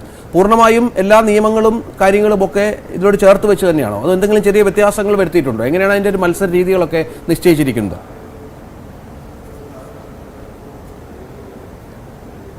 ഒന്നും മാറ്റം വന്നിട്ടില്ല. നമ്മുടെ IPL ഫോമാറ്റിൽ തന്നെയാണ് മാച്ചസ് നടക്കുന്നത്. കുക്കാബ്ര ബോളിലാണ് നടക്കുന്നത്. അതുപോലെ ഇമ്പാക്ട് പ്ലെയർ ഉണ്ട്. അതുപോലെ കറക്റ്റ് ടൈമിന് നമ്മൾ ഓവേഴ്സ് തീർത്തില്ലെങ്കിൽ ഒരാൾ അകത്ത് വരും. ആ സെയിം റൂളിൽ തന്നെയാണ് പോകുന്നത്. BCCയും കേരള ക്രിക്കറ്റ് അസോസിയേഷനും ചേർന്ന് നടത്തുന്നത് കൊണ്ട് തന്നെ അതിൻ്റെ നിയമത്തിനോ റൂൾസിനോ ഒരു മാറ്റമില്ല. എങ്ങനെയാണോ IPL ഫോമാറ്റ് ആ രീതിയിൽ തന്നെയാണ് നമ്മുടെ KCLലും നടക്കുന്നത്. ബേസിൽ ഈ ഇമ്പാക്ട് പ്ലെയർ റൂൾ പറഞ്ഞതുകൊണ്ട് ഞാൻ ചോദിക്കുകയാണ്, ജസ്റ്റ് ബേസിൽ ഒരു പെർസ്പെക്റ്റീവ് അറിയാൻ വേണ്ടിയിട്ടാണ്. കാരണം ഇമ്പാക്ട് പ്ലെയർ റൂള് IPL വന്നതിന് ശേഷം തന്നെ കുറച്ച് വിവാദങ്ങൾ ഉണ്ടായിട്ടുണ്ട്. കാരണം ഇമ്പാക്ട് പ്ലെയർ വരുന്ന സമയത്ത് ഒരു ബൗളറിനെ സബ്സ്റ്റിറ്റ്യൂട്ട് ചെയ്ത് ഒരു ബാറ്റ്സ്മാൻ വരുന്നു, അതൊരു 12 പ്ലെയേഴ്സായിട്ട് മാറുന്ന ഒരു സാഹചര്യം ഉണ്ടാകുന്നു. ഒരു ബൗളർ കളിക്കുന്നുണ്ടെങ്കിൽ ഒരു ബൗളറിനെ വെച്ച് തന്നെ മറ്റൊരു ഇമ്പാക്ട് പ്ലെയർ ആയിട്ട് മാറ്റുക, അങ്ങനെ തുടങ്ങി കുറേ സംശയങ്ങൾ നടക്കുന്നുണ്ട്. അപ്പോൾ ഇപ്പോൾ ഞാൻ നിങ്ങളുടെ ഉള്ളിലെ സ്റ്റാറ്റിസ്റ്റിക്സ് ചോദിക്കുന്നില്ല, പക്ഷേ എന്നാൽ പോലും ആ ഒരു ഇമ്പാക്ട് പ്ലെയർ റൂളിനെ ബേസിൽ സ്വാഗതം ചെയ്യുന്നുണ്ടോ?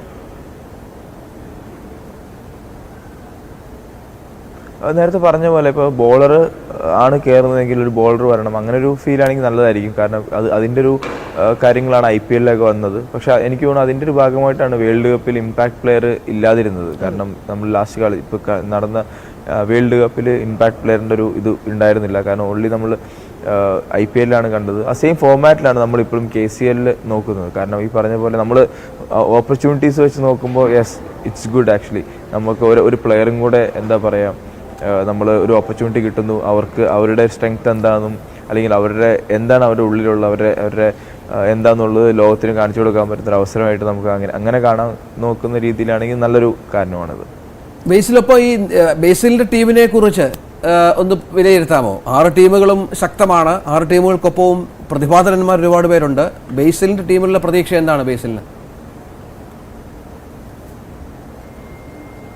തീർച്ചയായിട്ടും ഈ പറഞ്ഞ പോലെ 6 ടീമും നല്ല ടീമാണ്. എല്ലാവരും അത് അത്രയും ആലോചിച്ചും അല്ലെങ്കിൽ അത്രയും മീറ്റിംഗ്സ് നടത്തിയിട്ടും എടുത്തൊരു ടീമാണ് 6 ടീമുകളും. നമ്മൾ ടീമിനെ കുറിച്ച് പറയുകയാണെങ്കിൽ നമ്മൾ ടീമിൻ്റെ ഓണർ സുഭാഷ് ജോർജ് മാനുവലാണ്, UK ബേസ്ഡാണ് നമ്മൾ. അതേപോലെ തന്നെ നമ്മുടെ ഈ ടീമിൻ്റെ ഒരു മൊത്തത്തിലുള്ള ഒരു ഇതെന്ന് പറഞ്ഞാൽ നമ്മളൊരു കൂൾ മാനേജ്മെൻ്റ് ആണ്. അത് വലിയൊരു കാര്യം. നമ്മുടെ കോച്ച് സെബാസ്റ്റ്യൻ ആൻ്റണിയാണ്, എറണാകുളത്ത് നിന്നാണ്. അതേപോലെ തന്നെ നമ്മുടെ ടീം എന്ന് പറയുന്ന നമ്മുടെ മെയിനായിട്ട് നമ്മുടെ സ്ട്രെങ്ത് എന്ന് പറഞ്ഞാൽ ഓൾറൗണ്ടേഴ്സാണ്. അതേപോലെ ഒരു യങ് ഫീൽഡിംഗ് സൈഡ് നമുക്കുണ്ട്. ഈ രണ്ടുമാണ് എനിക്ക് മെയിനായിട്ട് നമ്മുടെ ടീമിനെ കുറിച്ച് മെയിനായിട്ട് നമ്മുടെ ഒരു 2 പില്ലേഴ്സ് എന്ന് വെച്ചാൽ ഇതാണ്. നമ്മുടെ ഏത് സമയത്ത് ഞാൻ ഗ്രൗണ്ടിൽ നോക്കിയാൽ നമുക്ക് ബോൾ ചെയ്യാൻ ഏത് സമയത്ത് എറിയാനായാലും ഏത് പ്രഷർ സിറ്റുവേഷൻ വന്നാലും ബോളിംഗ് കൊടുക്കാനായിട്ടുള്ള ഒരു ഓൾറൗണ്ടേഴ്സ് നമ്മുടെ ടീമിനുണ്ട്. അതുപോലെ തന്നെ യങ് സൈഡ് ഫീൽഡിംഗ് യൂണിറ്റ് നമുക്കുണ്ട്. സോ അത് രണ്ടുമാണ് വലിയൊരു പില്ലറായിട്ട് എനിക്ക് തോന്നുന്നത്. ബേസിൽ അതോടൊപ്പം തന്നെ നമ്മളിപ്പോൾ IPL ഇപ്പോൾ ബേസിൽ വരുമ്പോഴേക്കും നമുക്കിപ്പോൾ മുംബൈയിലെ ജേഴ്സിയിൽ ബേസിലിനെ കണ്ടിട്ടുണ്ട്, നമ്മൾ ഗുജറാത്തിൽ കണ്ടിട്ടുണ്ട്. പക്ഷേ അതോടൊപ്പം തന്നെ ഇപ്പോൾ സച്ചിൻ ബേബി ആയിക്കോട്ടെ അല്ലെങ്കിൽ KM ആസിഫ് ആയിക്കോട്ടെ, അങ്ങനത്തെ പ്ലെയേഴ്സിനെയൊക്കെ പരിചിതമാണ് നമുക്ക്. പക്ഷേ അല്ലാതുള്ള പ്ലെയേഴ്സ് ഇപ്പോൾ നമ്മൾ IPL-ലൂടെ അല്ലാതെ കാണുന്ന ഇപ്പോൾ റോഹൻ പ്രേം ആവട്ടെ, അസറുദ്ദീൻ ആവട്ടെ, നമ്മൾ അങ്ങനെയുള്ള പ്ലെയേഴ്സിനെ കുറിച്ചും സംസാരിക്കുന്നു. അവരെല്ലാവരും മാറ്റിവെക്കുന്ന ഒരു ടൂർണമെൻറ്റും കൂടിയാണിത്. ഈ TNPL ഡിണ്ടിഗൽ ഡ്രാഗൺസിൽ അശ്വിൻ ജയിച്ചതിന് ശേഷം അശ്വിൻ പറഞ്ഞൊരു കാര്യം, അശ്വിൻ തന്നെയായിരുന്നു കോച്ച്, അശ്വിൻ തന്നെയായിരുന്നു ക്യാപ്റ്റൻ. അപ്പം അവർക്ക് ഈ IPL അല്ലെങ്കിൽ അവരെ പോലുള്ള ഇൻ്റർനാഷണൽ പ്ലെയേഴ്സിന് ആ ടീമിനെ തന്നെ ഒന്ന് സെറ്റാക്കാൻ അല്ലെങ്കിൽ അവരുടെ യങ് ടാലൻസിനെ കണ്ടുപിടിക്കുക, അതിനുശേഷം അവരെ IPL-ലേക്ക് കൊണ്ടുപോകാനുള്ള സാധ്യതയൊക്കെ തന്നെ പറയുന്നുണ്ട്. അപ്പോൾ നമ്മൾ ഈ ടൂർണമെൻറ്റ് തുടങ്ങുന്ന സമയത്ത് നിങ്ങളായിരിക്കുമല്ലോ ഒരു IPL പോയതിനു ശേഷം അല്ലെങ്കിൽ അങ്ങനെയുള്ള ഒരു ഫോർമാറ്റിൽ കളിച്ചതിന് ശേഷമുള്ള ഏറ്റവും എക്സ്പീരിയൻസ്ഡ് ആയിട്ടുള്ള പ്ലെയേഴ്സ്.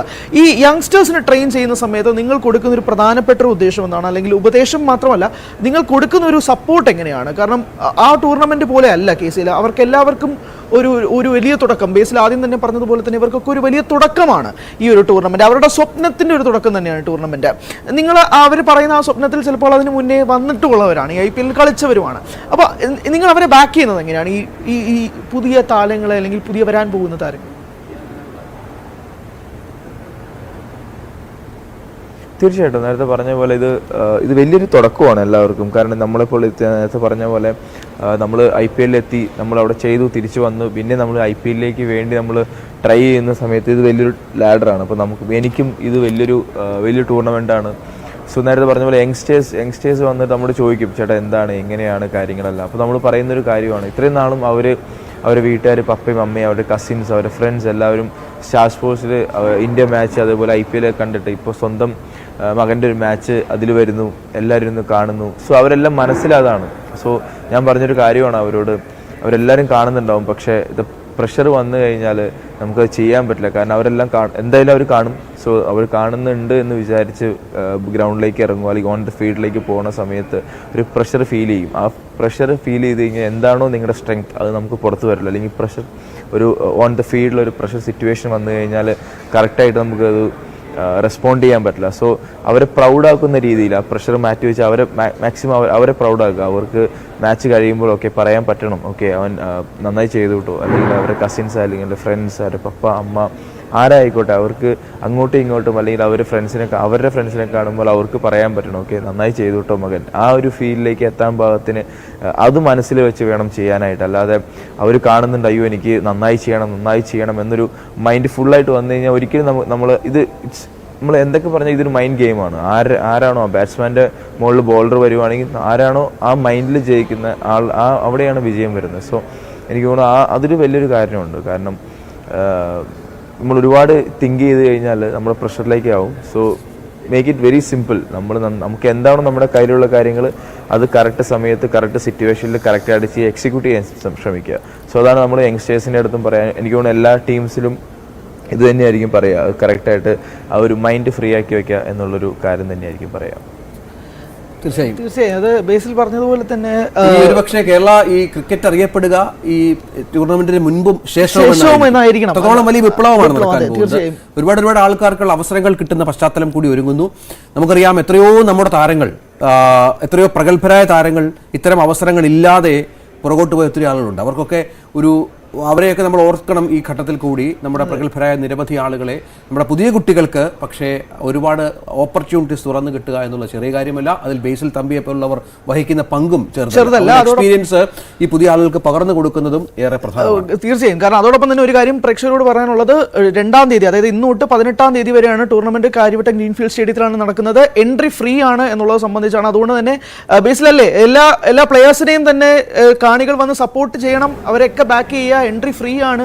അതുകൊണ്ട് തന്നെ പലപ്പോഴും മുന്നുണ്ടായിരുന്ന വിമർശനം എന്ന് പറയുന്നത് കളി കാണാൻ ഗ്രൗണ്ടിൽ ആളുകൾ വരുന്നില്ല എന്നുള്ളതാണ്. ഞാൻ പറയുന്നത് ഓഡിയോ മാച്ചസ് ഉൾപ്പെടെ, ഇന്റർനാഷണൽ മാച്ചസ് ഉൾപ്പെടെ ഉണ്ടായിരുന്നു, വിമർശനങ്ങൾ ഉണ്ടായിരുന്നു. പക്ഷെ അങ്ങനെയൊന്നും സംഭവിക്കാതെ ടൂർണമെന്റ് വിജയിപ്പിക്കുക എന്നുള്ളതും കൂടിയല്ലേ ഉത്തരവാദിത്വം. അതെ, തീർച്ചയായിട്ടും. കാരണം നേരത്തെ പറഞ്ഞ പോലെ ഇതൊരു കുറേ പേർക്കുള്ള ഓപ്പർച്യൂണിറ്റീസ് ആണ്. അതേപോലെ തന്നെ ഇവർ നന്നായി ചെയ്യുന്ന സമയത്താണ് അവർക്കൊരു IPL അല്ലെങ്കിൽ ഇന്ത്യൻ ടീമിലേക്ക് എത്താൻ പറ്റുന്നത്. പക്ഷേ ഇതിനെല്ലാം ഇവർ നന്നായി ചെയ്യുന്ന സമയത്ത് ഫസ്റ്റ് നന്നായി വരുന്നത് നമ്മുടെ കേരളമാണ്. കേരള ടീമിലേക്ക് നമുക്ക് ഒരുപാട് പേരെ നമുക്ക് കിട്ടുന്നു.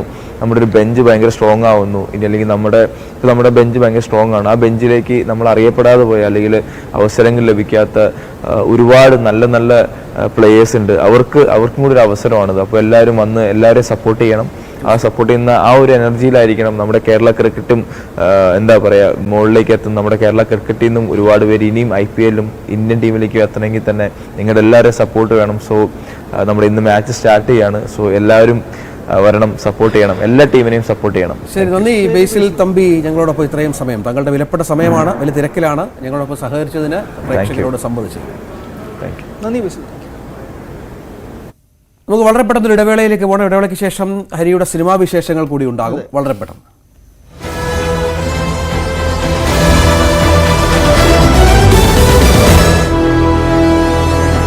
അപമാനിച്ച രീതിയിലുള്ള പ്രസ്താവനകൾ നടത്തി അതിൽ അന്വേഷണം നടത്തും. അപ്പോഴും അതൊരു അന്വേഷണമാണല്ലോ.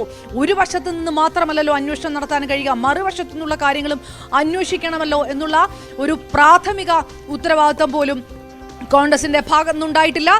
ഇങ്ങനെയാണ് KPCC വാർത്താക്കുറിപ്പാണ് ഇറക്കിയിരിക്കുന്നത്. ഒരു വാർത്താ സമ്മേളനം പോലുമല്ല. KPCC പ്രസിഡന്റ് ഒഴികെ മറ്റ് ഇന്ന് പ്രതിപക്ഷ നേതാവ് പറഞ്ഞത് ഇത് ഒരു ഗൂഢാലോചനയാണ്, ഒരു ചാനൽ അടക്കം നടത്തുന്ന ഇതൊരു ഗൂഢാലോചനയാണ്, CPM-മായി ചേർന്നുള്ള ഒരു ഗൂഢാലോചനയാണെന്ന് പറയുന്നത് അല്ലാതെ ഈ വിഷയത്തിന്റെ മെറിറ്റിലേക്ക് കടന്നു പോലുമില്ല. എന്നിട്ട് ഇപ്പോൾ KPCCയുടെ വാർത്താക്കുറിപ്പ് വരുന്നത് ഇങ്ങനെയാണ്. സ്വകാര്യ TV ചാനലിന് നൽകിയ അഭിമുഖത്തിൽ കോൺഗ്രസിലെ വനിതാ നേതാക്കളെ അധിക്ഷേപിച്ച മുൻ ACC അംഗവും PSC അംഗവുമായിരുന്ന സിമി റോസ് ബെൽജോണിനെ പാർട്ടിയുടെ പ്രാഥമിക അംഗത്വത്തിൽ നിന്ന് KPCC president K Sudhakaran MP പുറത്താക്കിയതായി അറിയിക്കുന്നു. KPCC general secretary M Liju ആണ് ഇത് അറിയിച്ചിരിക്കുന്നത്. കോൺഗ്രസ് പറയുന്നത് ഈ പ്രകാരമാണ്. രാഷ്ട്രീയ ശത്രുക്കളുടെ ഒത്താശയോടെ കോൺഗ്രസ് പ്രസ്ഥാനത്തിലെ ലക്ഷക്കണക്കിന് വനിതാ നേതാക്കളെയും പ്രവർത്തകരെയും മാനസികമായി തകർത്തു, അവർക്ക് മാനഹാനി ഉണ്ടാക്കി. ഈ ലക്ഷ്യത്തോടെയാണ് സിമി റോസ് ബെൽജോൺ ആക്ഷേപം ഉന്നയിച്ചത്. KPCC രാഷ്ട്രീയകാര്യ സമിതിയിലെയും KPCC ഭാരവാഹികളുടെയും വനിതാ നേതാക്കളും മഹിളാ കോൺഗ്രസ് സംസ്ഥാന അധ്യക്ഷയും അടക്കമുള്ളവർ സിമി റോസ് ബെൽജോണിനെതിരെ നടപടിയെടുക്കണമെന്ന് പരാതിയിൽ ആവശ്യപ്പെട്ടിരുന്നു. ആ രീതിയിലുള്ള, അതായത് ഈ പരാതി ഉന്നയിച്ചവർ ആരുടെ എല്ലാം പരാതിയിലാണോ ഈ നടപടി എടുത്തിരിക്കുന്നത് അവർക്കെതിരെയാണ് സിമി റോസ് ബെൽജോൺ ആരോപണം ഉന്നയിച്ചത്. ഇതൊരു വല്ലാത്ത ഒരു വൈചിത്രമാണ്. സിനിമാ മേഖലയിൽ പോലും ഇത്തരം ഒരു കാര്യം ഉണ്ടാവുകയില്ല. സിനിമാ മേഖലയിൽ പോലും ഒരാൾ പരാതി ഉന്നയിച്ചാൽ ആ പരാതി എന്താണ്, അതിന്റെ സത്യാവസ്ഥ എന്താണെന്ന് ഒരു അന്വേഷണം നടത്താനുള്ള സമയമെങ്കിലും കൊടുക്കും. തീർച്ചയായും ഇവിടെ കോൺഗ്രസിലെ മിക്ക സ്ത്രീകളും വലിയ ലിംഗവിവേചനം നേരിടുന്നു എന്ന് തുറന്നടിച്ചു പറയുകയാണ് സിമി നമ്മുടെ ഇന്റർവ്യൂവിൽ. അതുമാത്രമല്ല, ഏറ്റവും പ്രധാനമായി ഇന്നലെ പ്രൈം ഡിബേറ്റിൽ അടക്കം പറയുകയുണ്ടായി, 3 സ്ത്രീകൾക്ക് നേരിട്ട വലിയ അധിക്ഷേപത്തിന് തന്റെ കയ്യിൽ തെളിവുണ്ട് എന്നടക്കം അവർ ഉറക്കെ പറഞ്ഞ സാഹചര്യമുണ്ടായിരുന്നു, വെളിപ്പെടുത്തിയ സാഹചര്യമുണ്ടായിരുന്നു.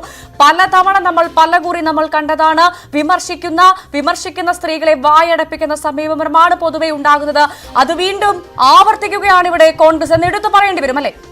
തീർച്ചയായിട്ടും ഈ വിഷയത്തിനകത്ത് സിമി റോസ് ബെൽജോൺ വ്യക്തമാക്കുന്നത് 3 സ്ത്രീകളുടെ പേരുകൾ തനിക്കറിയാം, പക്ഷേ ചില രാഷ്ട്രീയ മര്യാദ, അതായത് നേരിട്ട് ഈ ദുരനുഭവങ്ങൾ ഉണ്ടായ 3 സ്ത്രീകളുടെ പേര് തനിക്കറിയാം, താൻ ആ പേര് നേരിട്ട് പറയുന്നില്ല എന്ന് സിമി റോസ് ബെൽജോൺ പറഞ്ഞിരുന്നു. അങ്ങനെ ഉണ്ടെങ്കിൽ ആ 3 സ്ത്രീകൾ ആരാണ്, അത് അന്വേഷിക്കേണ്ട ബാധ്യത KPCCക്ക് ഉണ്ടായിരുന്നില്ലേ, കോൺഗ്രസിനുണ്ടായിരുന്നില്ലേ? അല്ലാതെ ഈ ഒരു ആരോപണം കടക്കെന്നുള്ളുകയാണ്. ഇതൊരു താരസംഘടന ചെയ്തിരുന്നെങ്കിൽ, ഇത് സിനിമാ മേഖലയിൽ ചെയ്തിരുന്നെങ്കിൽ മറ്റേതെങ്കിലും മേഖലയിൽ ചെയ്തിരുന്നെങ്കിൽ എന്ത് നിലപാടാണ് കോൺഗ്രസ് എടുക്കുക, എന്ത് നിലപാടാണ് മഹിളാ കോൺഗ്രസ് സ്വീകരിക്കുക? അവരവന്റെ ഭാഗം വ്യക്തമാണെങ്കിൽ, ഇത് ആരോപണം മാത്രമാണെങ്കിൽ പോലും ആരോപണ വിധേയരായവർ രാജിവെക്കണമെന്ന് ഗുഹേഷ് MLA വിഷയത്തിനകത്ത് ആവശ്യപ്പെട്ട പാർട്ടിയാണ് കോൺഗ്രസ്, പ്രതിഷേധം നടത്തിയ പാർട്ടിയാണ് കോൺഗ്രസ്. ആരോപണത്തിൽ കഴമ്പില്ല എങ്കിൽ ഭയക്കുന്നത് എന്തിനാണ്? ഈ വിഷയം അന്വേഷണം നടക്കട്ടെ എന്ന് പറയാനുള്ള സാവകാശം പോലും നടത്താതെ ഈ ആരോപണം ഉന്നയിച്ച ഒരാളെ 24 മണിക്കൂറിനുള്ളിൽ ഒരു രാഷ്ട്രീയ പാർട്ടി പുറത്താക്കുകയാണ്, ഒരു വിശദീകരണം പോലും തേടാതെ, ഒരു അന്വേഷണം പോലും പ്രഖ്യാപിക്കാതെ. എന്നിട്ട് ആർക്കെല്ലാമെതിരെ അവർ ആരോപണം ഉന്നയിച്ചോ അവരുടെ പരാതി മാത്രം എടുത്തുകൊണ്ട് കോൺഗ്രസിനെ പോലുള്ള ഒരു രാഷ്ട്രീയ പാർട്ടി, ഒരുപക്ഷെ മറ്റ് രാഷ്ട്രീയ പാർട്ടികളിലും സമാനമായിട്ടുള്ള ചില ആരോപണങ്ങൾ വരുമ്പോഴും എന്തെങ്കിലും ഒരു അന്വേഷണ കമ്മീഷനെങ്കിലും കൊണ്ടുവരുന്ന ഒരു സാഹചര്യം ഉണ്ടാകാറില്ലേ? അല്ലെങ്കിൽ ആ സാഹചര്യം അങ്ങനെ നടത്തിയ ശേഷം ഒരു നടപടിയിലേക്ക് സിമി റോസ്ബൽ ജോൺ പറയുന്നത് തെളിവില്ലാത്ത, വ്യക്തതയില്ലാത്ത അല്ലെങ്കിൽ മാനഹാനി വരുത്തുന്ന ആരോപണങ്ങളാണെങ്കിൽ നടപടിയെടുക്കുക. കോൺഗ്രസ് 24 മണിക്കൂർ ഈ വിഷയത്തിനകത്ത് പ്രതികരിക്കാതിരുന്നപ്പോൾ തന്നെ ഈ തരത്തിലുള്ള ഒരു നടപടിയിലേക്ക് പോകുമെന്നുള്ള ചില സൂചനകൾ ഉണ്ടായിരുന്നു. തന്നെ പാർട്ടിയിൽ നിന്ന് പുറത്താക്കുകയാണെങ്കിൽ പുറത്താക്കിക്കൊള്ളട്ടെ എന്നുകൂടി സിമി റോസ്ബൽ ജോൺ ഈ ഇന്റർവ്യൂവിൽ പറഞ്ഞതാണ്. അതൊരു പക്ഷേ ഇത്തരം വലിയ വെളിപ്പെടുത്തലുകൾ നടത്തുമ്പോൾ പാർട്ടി അത് ശരിയാണോ ഇല്ലയോ എന്ന തരത്തിൽ ഒരു അന്വേഷണം പോലും നടത്തുകയില്ല. അങ്ങനെ പൂർണ്ണത.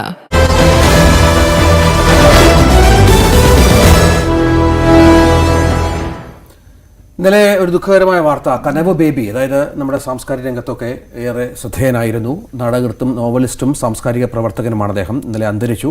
ആദിവാസി കുട്ടികൾക്ക് ബദൽ വിദ്യാഭ്യാസം നൽകാനായി സ്ഥാപിച്ച കനവ് എന്ന ഗുരുകുലാശ്രമത്തിലൂടെയാണ് അദ്ദേഹം ശ്രദ്ധേയമായത് എന്നുള്ളത് ആണ് ഹരി. തന്റെ ജീവിതം തന്നെ സമൂഹത്തിന്റെ മുഖ്യധാരയിൽ നിന്നും മാറ്റി നിർത്തപ്പെടുകയും ആണ് അദ്ദേഹത്തിന് ചെയ്തിരുന്നത്. പക്ഷേ എന്നാൽ പോലും അദ്ദേഹം ഒരു വലിയ മനുഷ്യസ്നേഹി ആയിരുന്നു. ഒരു ആദിവാസി കുട്ടികൾക്കായിട്ട് അദ്ദേഹത്തിന്റെ ജീവിതം തന്നെ സമർപ്പിച്ചാണ്, സമൂഹത്തിന്റെ എല്ലാ മനുഷ്യാവകാശങ്ങൾക്കായി ഒക്കെ സമർപ്പിക്കുകയായിരുന്നു ബേബി ചെയ്തത്. കപട സെലിബ്രിറ്റികൾ അഴിഞ്ഞാടുന്ന ഈ ഒരു കാലത്ത് ബേബിയും ഷേർലിയും അന്യമാകുന്നതിൽ അത്ഭുതമൊന്നുമില്ല.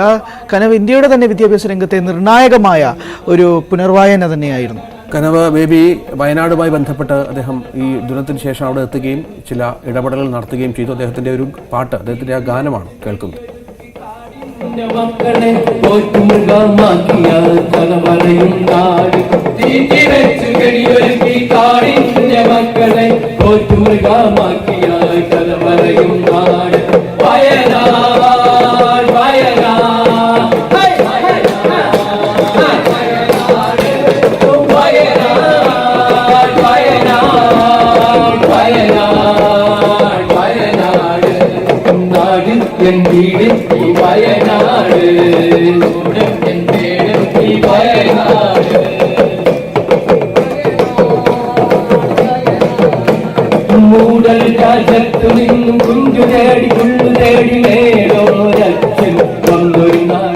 ന്യൂസ് 18 മോർണിംഗ് വൈബ്സിന്റെ ആദരാഞ്ജലികൾ കനവ് ബേബിക്ക്. സമൂഹത്തിൽ ശ്രദ്ധിക്കാതിരുന്ന ഒരു വിഭാഗത്തിനൊപ്പം നിൽക്കുകയും അവർക്ക് വേണ്ടി ചില പ്രധാനപ്പെട്ട കാര്യങ്ങൾ ചെയ്യുകയും ചെയ്തിട്ടാണ് അദ്ദേഹം തന്റെ സഫലമായ ജീവിതം ത്തിൽ നിന്ന് വിടവാങ്ങുന്നത് എന്നതും പ്രധാനമാണ്. അദ്ദേഹത്തിനെ നമ്മൾ സ്മരിക്കുന്നു, ഓർക്കുന്നു. ഹരി, നമുക്ക് സിനിമാ വിശേഷങ്ങളിലേക്കൊന്ന് പോലെ ഏറ്റവും പ്രധാനപ്പെട്ടതായി ഉള്ളത് ഈ ആഴ്ച തന്നെ റിലീസാകുന്ന ഗോട്ട് എന്ന സിനിമയാണ്. വിജയ് ചിത്രമാണ് ഗോട്ട്. വിജയുടെ നമ്മൾ ഇതിനൊരു ചർച്ച നടത്തിയതായിരുന്നു. വിജയുടെ അവസാന ചിത്രങ്ങളിലൊന്നും, രണ്ടാമത്തെ സെക്കൻഡ് ലാസ്റ്റ് ഫിലിം എന്ന് വേണമെങ്കിൽ തന്നെ പറയാം. ആ ചിത്രത്തെ കുറിച്ച് കുറെ ബസ് കേൾക്കുന്നുണ്ട്. അതായത് ഇതൊക്കെ ഇപ്പൊ സാധാരണയായി വിജയ് ചിത്രങ്ങളിലൊക്കെ തന്നെ ഓഡിയോ ലോഞ്ച് നടക്കാറുണ്ട്, പക്ഷെ അതിത്തവണ ഇല്ല. അപ്പൊ അതുകൊണ്ട് വിജയ് ഒരു ഇന്റർവ്യൂ കൊടുക്കാറുമില്ല. അപ്പൊ സംഭവിക്കുന്നത് സംവിധായകൻ വെങ്കട് പ്രഭുവും നിർമ്മാതാവ് അർച്ചന, ഇവർ രണ്ടുപേരുമാണ് ഇപ്പൊ ഇന്റർവ്യൂസ് ഒക്കെ കൊടുത്തുകൊണ്ടിരിക്കുന്നത്. അതിനകത്ത് ഇവർ ചോദിക്കുന്ന ചോദ്യങ്ങൾക്കൊന്നും നിഷേധം വരുന്നില്ല എന്നുള്ളതാണ്. കാരണം ചില ചോദ്യങ്ങളുണ്ട്, ധോണി ചിത്രത്തിലുണ്ടോ എന്നുള്ളൊരു സംശയമുണ്ട്, അതിനെ സംവിധായകൻ എതിർക്കുന്നില്ല, നിർമ്മാതാവ് എതിർക്കുന്നില്ല. അതോടൊപ്പം ശിവകാർത്തികേയൻ ചിത്രത്തിലുണ്ടോ എന്ന് ചോദിക്കുന്നുണ്ട്, അതും എതിർക്കുന്നില്ല. തൃഷ ക്യാമിയോ റോളിലുണ്ടോ എന്ന് ചോദിക്കുന്നു, അതിന് എതിർക്കുന്നില്ല. അപ്പൊ അതൊക്കെ തന്നെയാണ് ഇപ്പോൾ നിൽക്കുന്നത്. കാരണം അജിത്തിന്റെ ഒരു വോയിസ് ഓവർ ഈ സിനിമയിൽ അവസാനം ഉണ്ടാവും എന്ന് പറയുന്നു, അതിനെതിർക്കുന്നില്ല. ഒരുപാട് സർപ്രൈസ് എലമെന്റ്സ് ഉണ്ട്. അപ്പോൾ അതൊക്കെ തന്നെയാണ് ഏറ്റവും പ്രധാനപ്പെട്ട. അതിനെക്കുറിച്ച് ഒരു വിശദീകരണം നടത്താനായിട്ടായിരുന്നു ഞാൻ എത്തിയത്. ഒരുപക്ഷെ അതുകൊണ്ടൊക്കെ ആയിരിക്കും വിജയ് ആരും കാണാത്ത അല്ലേ ഈ സർപ്രൈസുകൾ. അങ്ങനെ പറയേണ്ടി വരുമായിരിക്കും. ഇപ്പോൾ എന്തായാലും രാഷ്ട്രീയത്തിൽ ഇറങ്ങുന്നുള്ളൂ തന്നെ ഒരു ഓഡിയോ ലോഞ്ച് പരിപാടി ഉണ്ടാവില്ല, അത് കഴിഞ്ഞു. അപ്പൊ അതുകൊണ്ട് തന്നെ വിജയ് നമ്മളിപ്പോ എടുത്ത് സൂചിപ്പിക്കുകയാണെങ്കിൽ ബീസിന് മാത്രമാണ് ഒരു ഇന്റർവ്യൂ കൊടുത്തിരുന്നത്, അത് ഡയറക്ടറിനൊപ്പമായിരുന്നു. ഒറ്റ ഇന്റർവ്യൂ ആയിരുന്നു. അല്ലാതെ ഒരു ഇന്റർവ്യൂസിനൊന്നും അദ്ദേഹം വരാറില്ല. അപ്പൊ ഈ സംവിധായകൻ ഇപ്പൊ വെങ്കട് പ്രഭു തന്നെ അദ്ദേഹം ഓരോ ഇന്റർവ്യൂവിലും ഇങ്ങനെ വന്ന് പറഞ്ഞ് ചോദ്യങ്ങൾ ചോദിക്കുമ്പോൾ എതിർത്തിരുന്നെങ്കിൽ ഇതൊരു കുഴപ്പമില്ലായിരുന്നു. അല്ല, അങ്ങനെയില്ല, അത് നെഗറ്റീവാണ് എന്ന് പറഞ്ഞു കഴിഞ്ഞിരുന്നെങ്കിൽ വിഷയമില്ല. പക്ഷെ ഇത് അങ്ങനെയല്ല, ഇത് എതിർക്കുന്നില്ല എന്നുള്ളതാണ് ഇതിന്റെ മറ്റൊരു വാസ്തവം.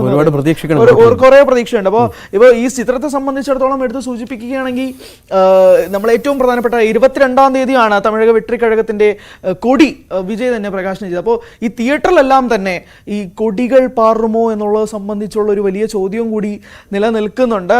മാത്രമല്ല, ഈ ചിത്രത്തിന്റെ ടിക്കറ്റ് ബുക്കിംഗ് എടുത്ത് നോക്കുകയാണെങ്കിൽ തന്നെ ഏറ്റവും പെട്ടെന്ന് തന്നെയായിരുന്നു ഇതിൽ ബുക്ക് മൈ ഷോ ഉൾപ്പെടെയുള്ള ആപ്പുകൾ, ബുക്ക് മൈ ഷോ ടിക്കറ്റിനും അതുപോലെ തുടങ്ങിയ എല്ലാ ആപ്പുകളിലും നിമിഷ നേരം കൊണ്ടാണ് തമിഴ്നാട്, കേരള, ആന്ധ്ര തുടങ്ങിയ സംസ്ഥാനങ്ങളിലൊക്കെ തന്നെ സീറ്റുകൾ വിറ്റുപോയിട്ടുള്ളത് എന്നുള്ളത് എടുത്ത് സൂചിപ്പിക്കേണ്ടതാണ്. തമിഴ്നാട്ടിൽ സംബന്ധിച്ചിടത്തോളം സെപ്റ്റംബർ 5-ാം തീയതി എല്ലാ തിയേറ്ററുകളിലും ഗോട്ടാണ്. കേരളത്തിലും എല്ലാ സെന്ററുകളിലും ഗോട്ട് കളിക്കുന്നു എന്നുള്ളതാണ് അതിന്റെ മറ്റൊരു പ്രത്യേകത. ഇതിനു മുമ്പ് ഒറ്റ സിനിമ റിലീസ് ആവുന്നില്ല. ഒറ്റ സിനിമ വിജയ് പടം വരുന്നതുകൊണ്ട് ഒറ്റ സിനിമ റിലീസ് ആവുന്നില്ല. കഴിഞ്ഞ ആഴ്ചത്തെ റിലീസായ ഒരു സിനിമകൾ ഹോൾഡ് ഓവർ ചെയ്യുന്നുമില്ല.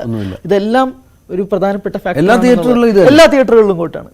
എല്ലാ തിയേറ്ററുകളിലും കോട്ടാണ് എന്നുള്ളതാണ്. അതോടൊപ്പം തന്നെ ഞാൻ ഇപ്പൊ നേരത്തെ സൂചിപ്പിച്ചതുപോലെ തന്നെ ധോണി ഉണ്ടാവും എന്നുള്ള, കാരണം നമ്മൾ ട്രെയിലറിൽ ചെന്നൈ സൂപ്പർ കിങ്സ് ഒരു ക്രിക്കറ്റ് ഗ്രൗണ്ട് നമ്മൾ കാര്യമായിട്ട് ഗ്രീൻഫീൽഡ് സ്റ്റേഡിയത്തിൽ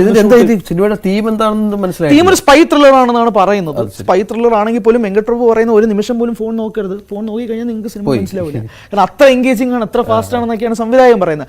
ധോണി ചിലപ്പോൾ ഉണ്ടാവാൻ സാധ്യത ഉണ്ടെന്ന് പറയുന്നു. കാരണം ഗ്രീൻഫീൽഡ് സ്റ്റേഡിയത്തിലായിരുന്നു ഷൂട്ട് നമ്മൾ കണ്ട് ഭയങ്കര ആരവം ജനക്കൂട്ടം ഒക്കെ തന്നെയായിരുന്നു. വിജയ് ഒരു വണ്ടിയുടെ മുകളിൽ നിന്ന് ഫോട്ടോ ഒക്കെ എടുത്തേക്ക് ഇന്ത്യയിലൊട്ടാകെ തന്നെ ട്രെൻഡിങ് ആയിരുന്നു. അപ്പോൾ അവിടെ ധോണിയുടെ സർപ്രൈസ് എലമെന്റ് ഉണ്ടോ എന്നുള്ളതൊക്കെയാണ് ഏറ്റവും പ്രധാനപ്പെട്ട ചോദ്യങ്ങളിൽ ഒന്ന്. മലയാളി താരങ്ങൾ ആരെങ്കിലും ഉണ്ടോ?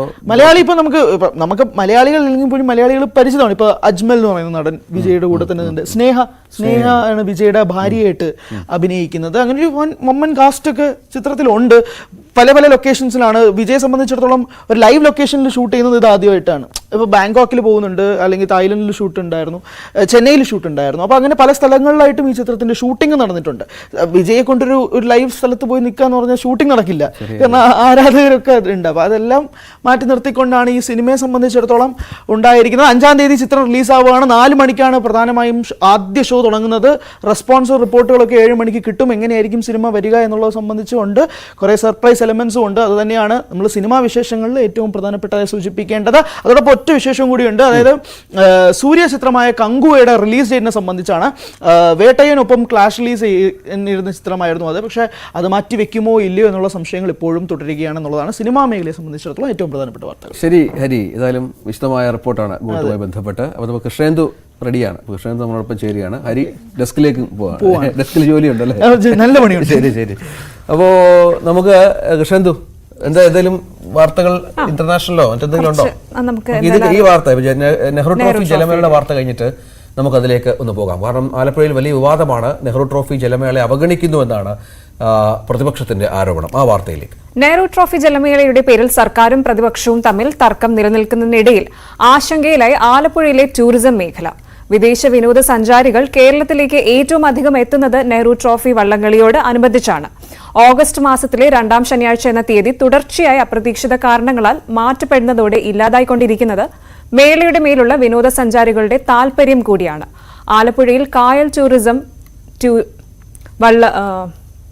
ടൂറിസത്തിനും വള്ളംകളി ക്ലബ്ബുകൾക്കും ഇത്തവണ ലക്ഷങ്ങളാണ് നഷ്ടം.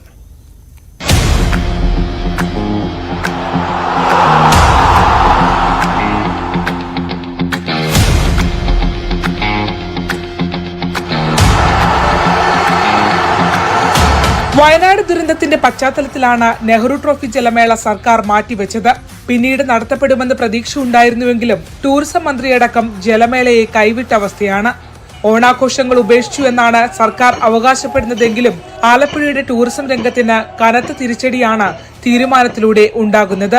അന്താരാഷ്ട്ര വിനോദസഞ്ചാര രംഗത്ത് ഏറെ പേരുകേട്ടതാണ് നെഹ്റു ട്രോഫി ജലമേള.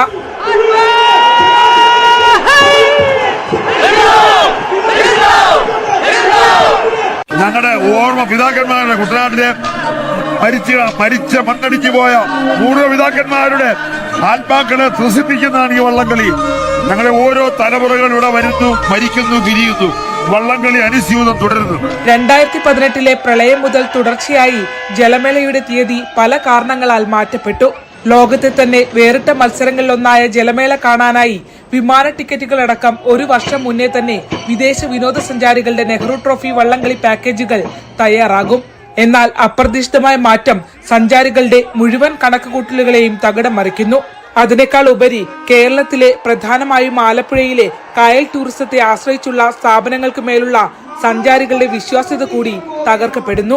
കേവലം ആഘോഷമെന്നതിനപ്പുറം നെഹ്റു ട്രോഫി വള്ളംകളി ആലപ്പുഴയുടെ പ്രധാന ടൂറിസം വരുമാനം കൂടിയാണ്. നെഹ്റു ട്രോഫി വള്ളംകളിയും തൃശ്ശൂർ പൂരവും ഈ രണ്ടാണ് അന്തർദേശീയ മാർക്കറ്റിൽ പോലും നമ്മൾ വിനോദസഞ്ചാരത്തെ പ്രൊമോട്ട് ചെയ്യാൻ ഉപയോഗിക്കുന്ന രണ്ട് ബ്രാൻഡുകളാണ്.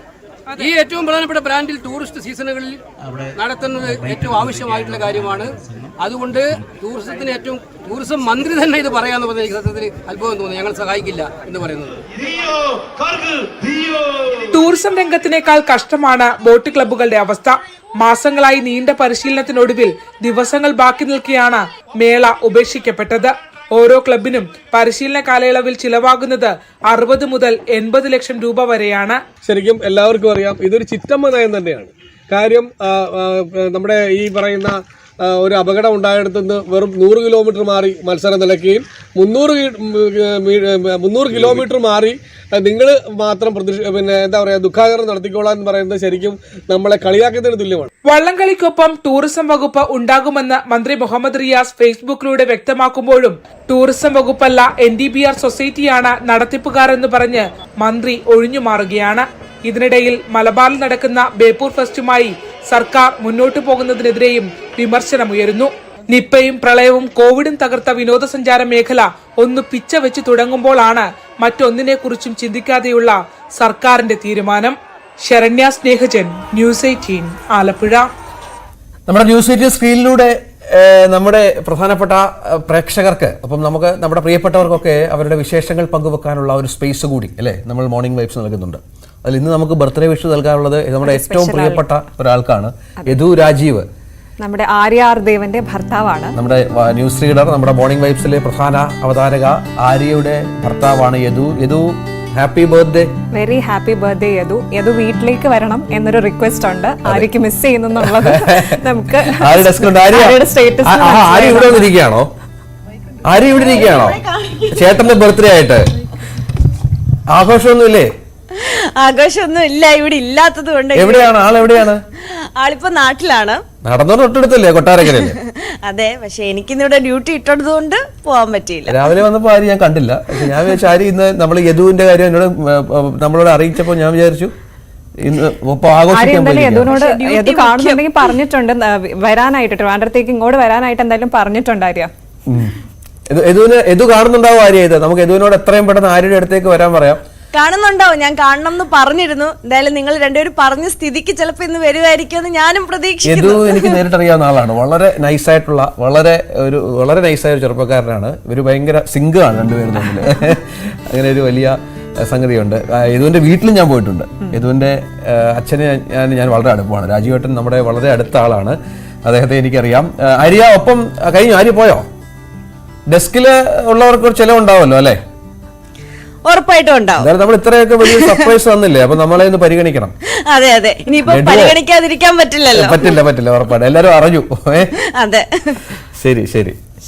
അപ്പൊ ആര്യ എന്തായാലും യദുവിന്റെ പിറന്നാള് ആഘോഷിക്കുകയാണ്. യദു രാജീവിന് ഒരിക്കൽ കൂടി പിറന്നാൾ ആശംസകൾ നേരുന്നു.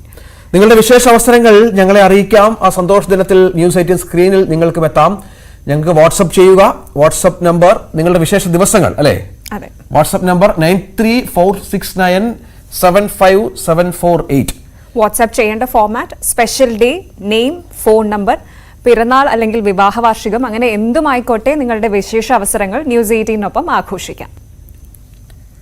നമ്മളൊപ്പം മറ്റു ചില വിശേഷ വ്യക്തികൾ കൂടി ചേരും അല്പസമയത്തിനകമെന്ന് പ്രതീക്ഷിക്കാം. അടുത്ത വാർത്തയിലേക്ക്. അടുത്തത് ഒരു അന്താരാഷ്ട്ര തലത്തിൽ നമുക്കറിയാം US ഇലക്ഷന്റെ ആ ഒരു ചൂട് ഇതുവരെയും കുറഞ്ഞിട്ടില്ല.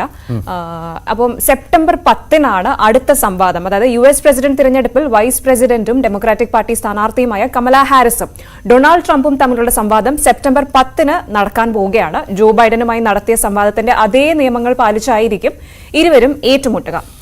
ഇനി മറ്റൊരു കാര്യം എന്ന് പറഞ്ഞു കഴിഞ്ഞാൽ കമല ഹാരിസിനെ നിരന്തരം വ്യക്തിപരമായി അധിക്ഷേപിക്കുന്നത് ട്രംപ് തുടരുകയാണ് എന്നൊരു വാർത്തയാണ്. ന്യൂനതയുള്ള മറ്റൊരു US പ്രസിഡന്റിനെ ആവശ്യമില്ല എന്നാണ് കമല ഹാരിസിനെതിരെ വ്യക്തിപരമായ ആക്രമണം കടുപ്പിച്ചുകൊണ്ട് ട്രംപ് പറയുന്നത്. ഈ ട്രംപിന്റെ ഒരു രീതി അങ്ങനെയാണെന്ന് തോന്നുന്നു. കാരണം അദ്ദേഹം ആക്രമിക്കുക എന്ന് പറയാൻ ഒന്നും നോക്കാതെ, മേലും കീഴും നോക്കാതെയുള്ള പരാമർശങ്ങൾ നടത്തിക്കളെ.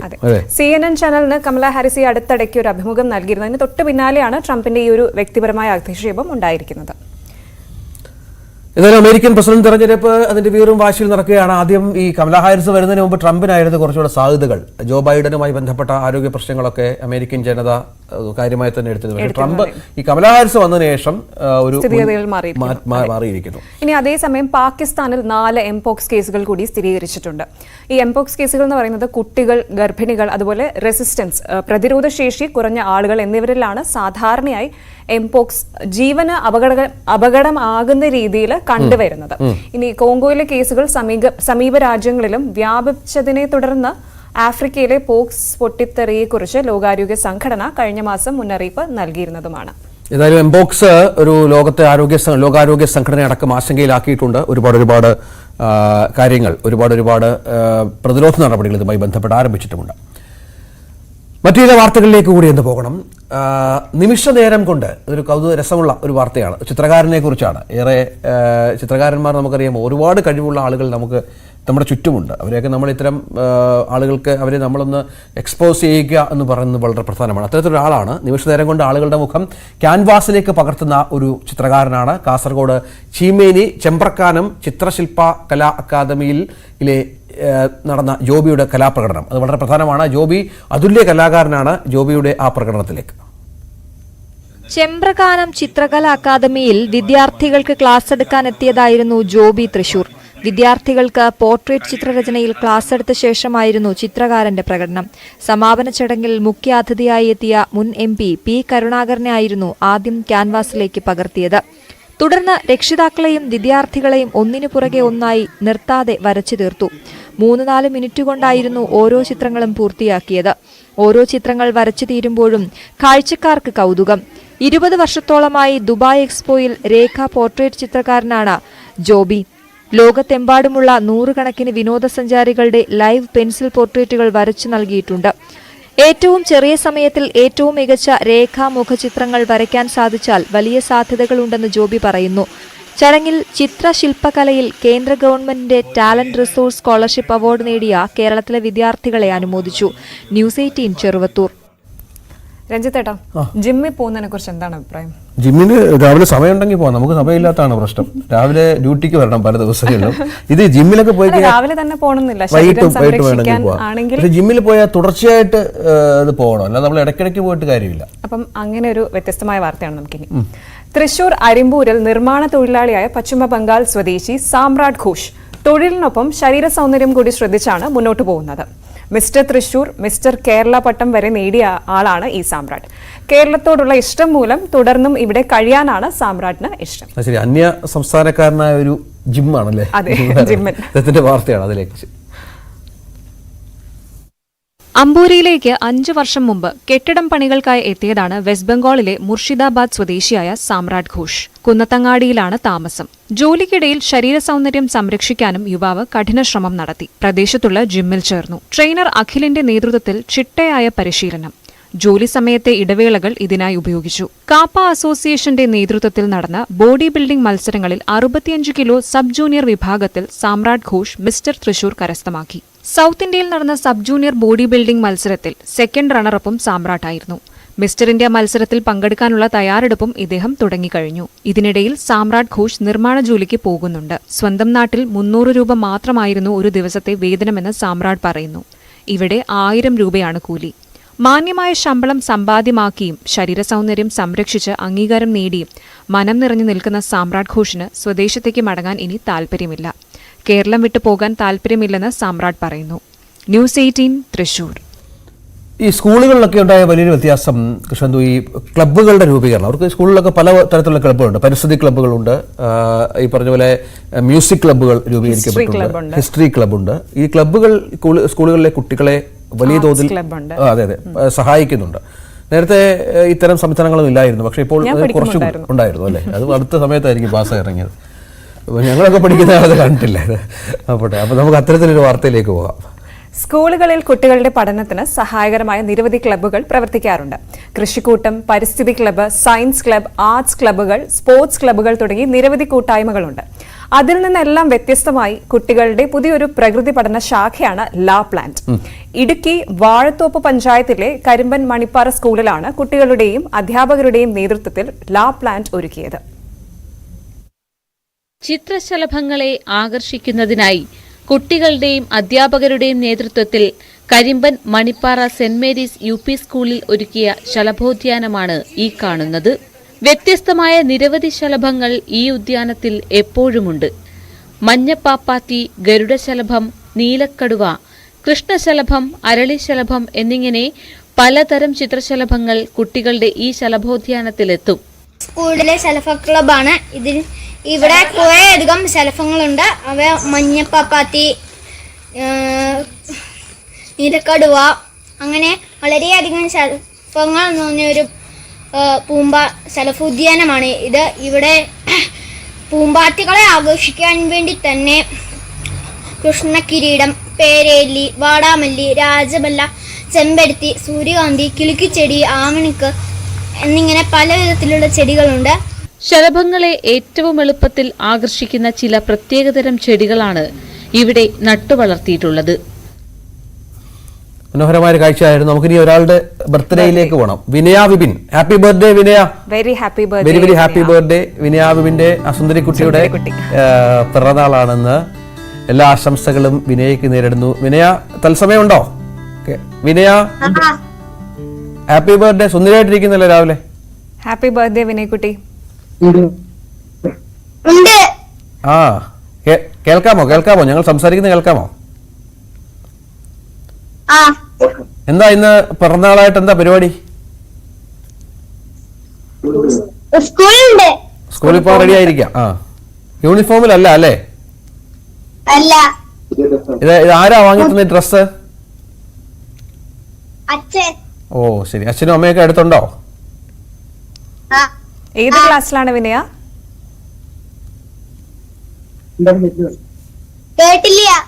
ഏത് ക്ലാസ്സിലാണ്? 4. ശരി. എന്താ ലഡു, മുട്ടായി അങ്ങനെ എന്തെങ്കിലും കരുതിയിട്ടുണ്ടോ കൂട്ടുകാർക്ക് കൊടുക്കാൻ? ഇന്നലെ തന്നെ അച്ഛൻ വാങ്ങി തന്നല്ലേ?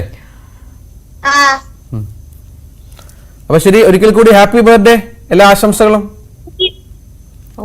ബൈ വിനയ. ശരി, വിനയ ആണ് ചേർന്നത്. വിനയയുടെ പിറന്നാളാണ്, അതിന്റെ എല്ലാ സന്തോഷത്തിലുമാണ് ആ കുട്ടി. നമുക്ക് മോർണിംഗ് വൈബ്സ് പൂർത്തിയാക്കാനുള്ള സമയമായി. ഒരുപാട് വാർത്തകളുണ്ടായിരുന്നു, വിശേഷങ്ങളുണ്ടായിരുന്നു. നേരത്തെ പറഞ്ഞ പോലെ ബർത്ത്ഡേ ആശംസകളുണ്ടായിരുന്നു. നമ്മുടെ ബേസിൽ തമ്പിയെ നമുക്ക് അതിഥിയായി കിട്ടുകയും ചെയ്തു. ഏതായാലും പ്രേക്ഷകർ ന്യൂസ് 8-നൊപ്പം തുടരുക. ഇനിയും വാർത്തകളുണ്ടാകും വരും മണിക്കൂറുകളിലും. തൽക്കാലം നമസ്കാരം.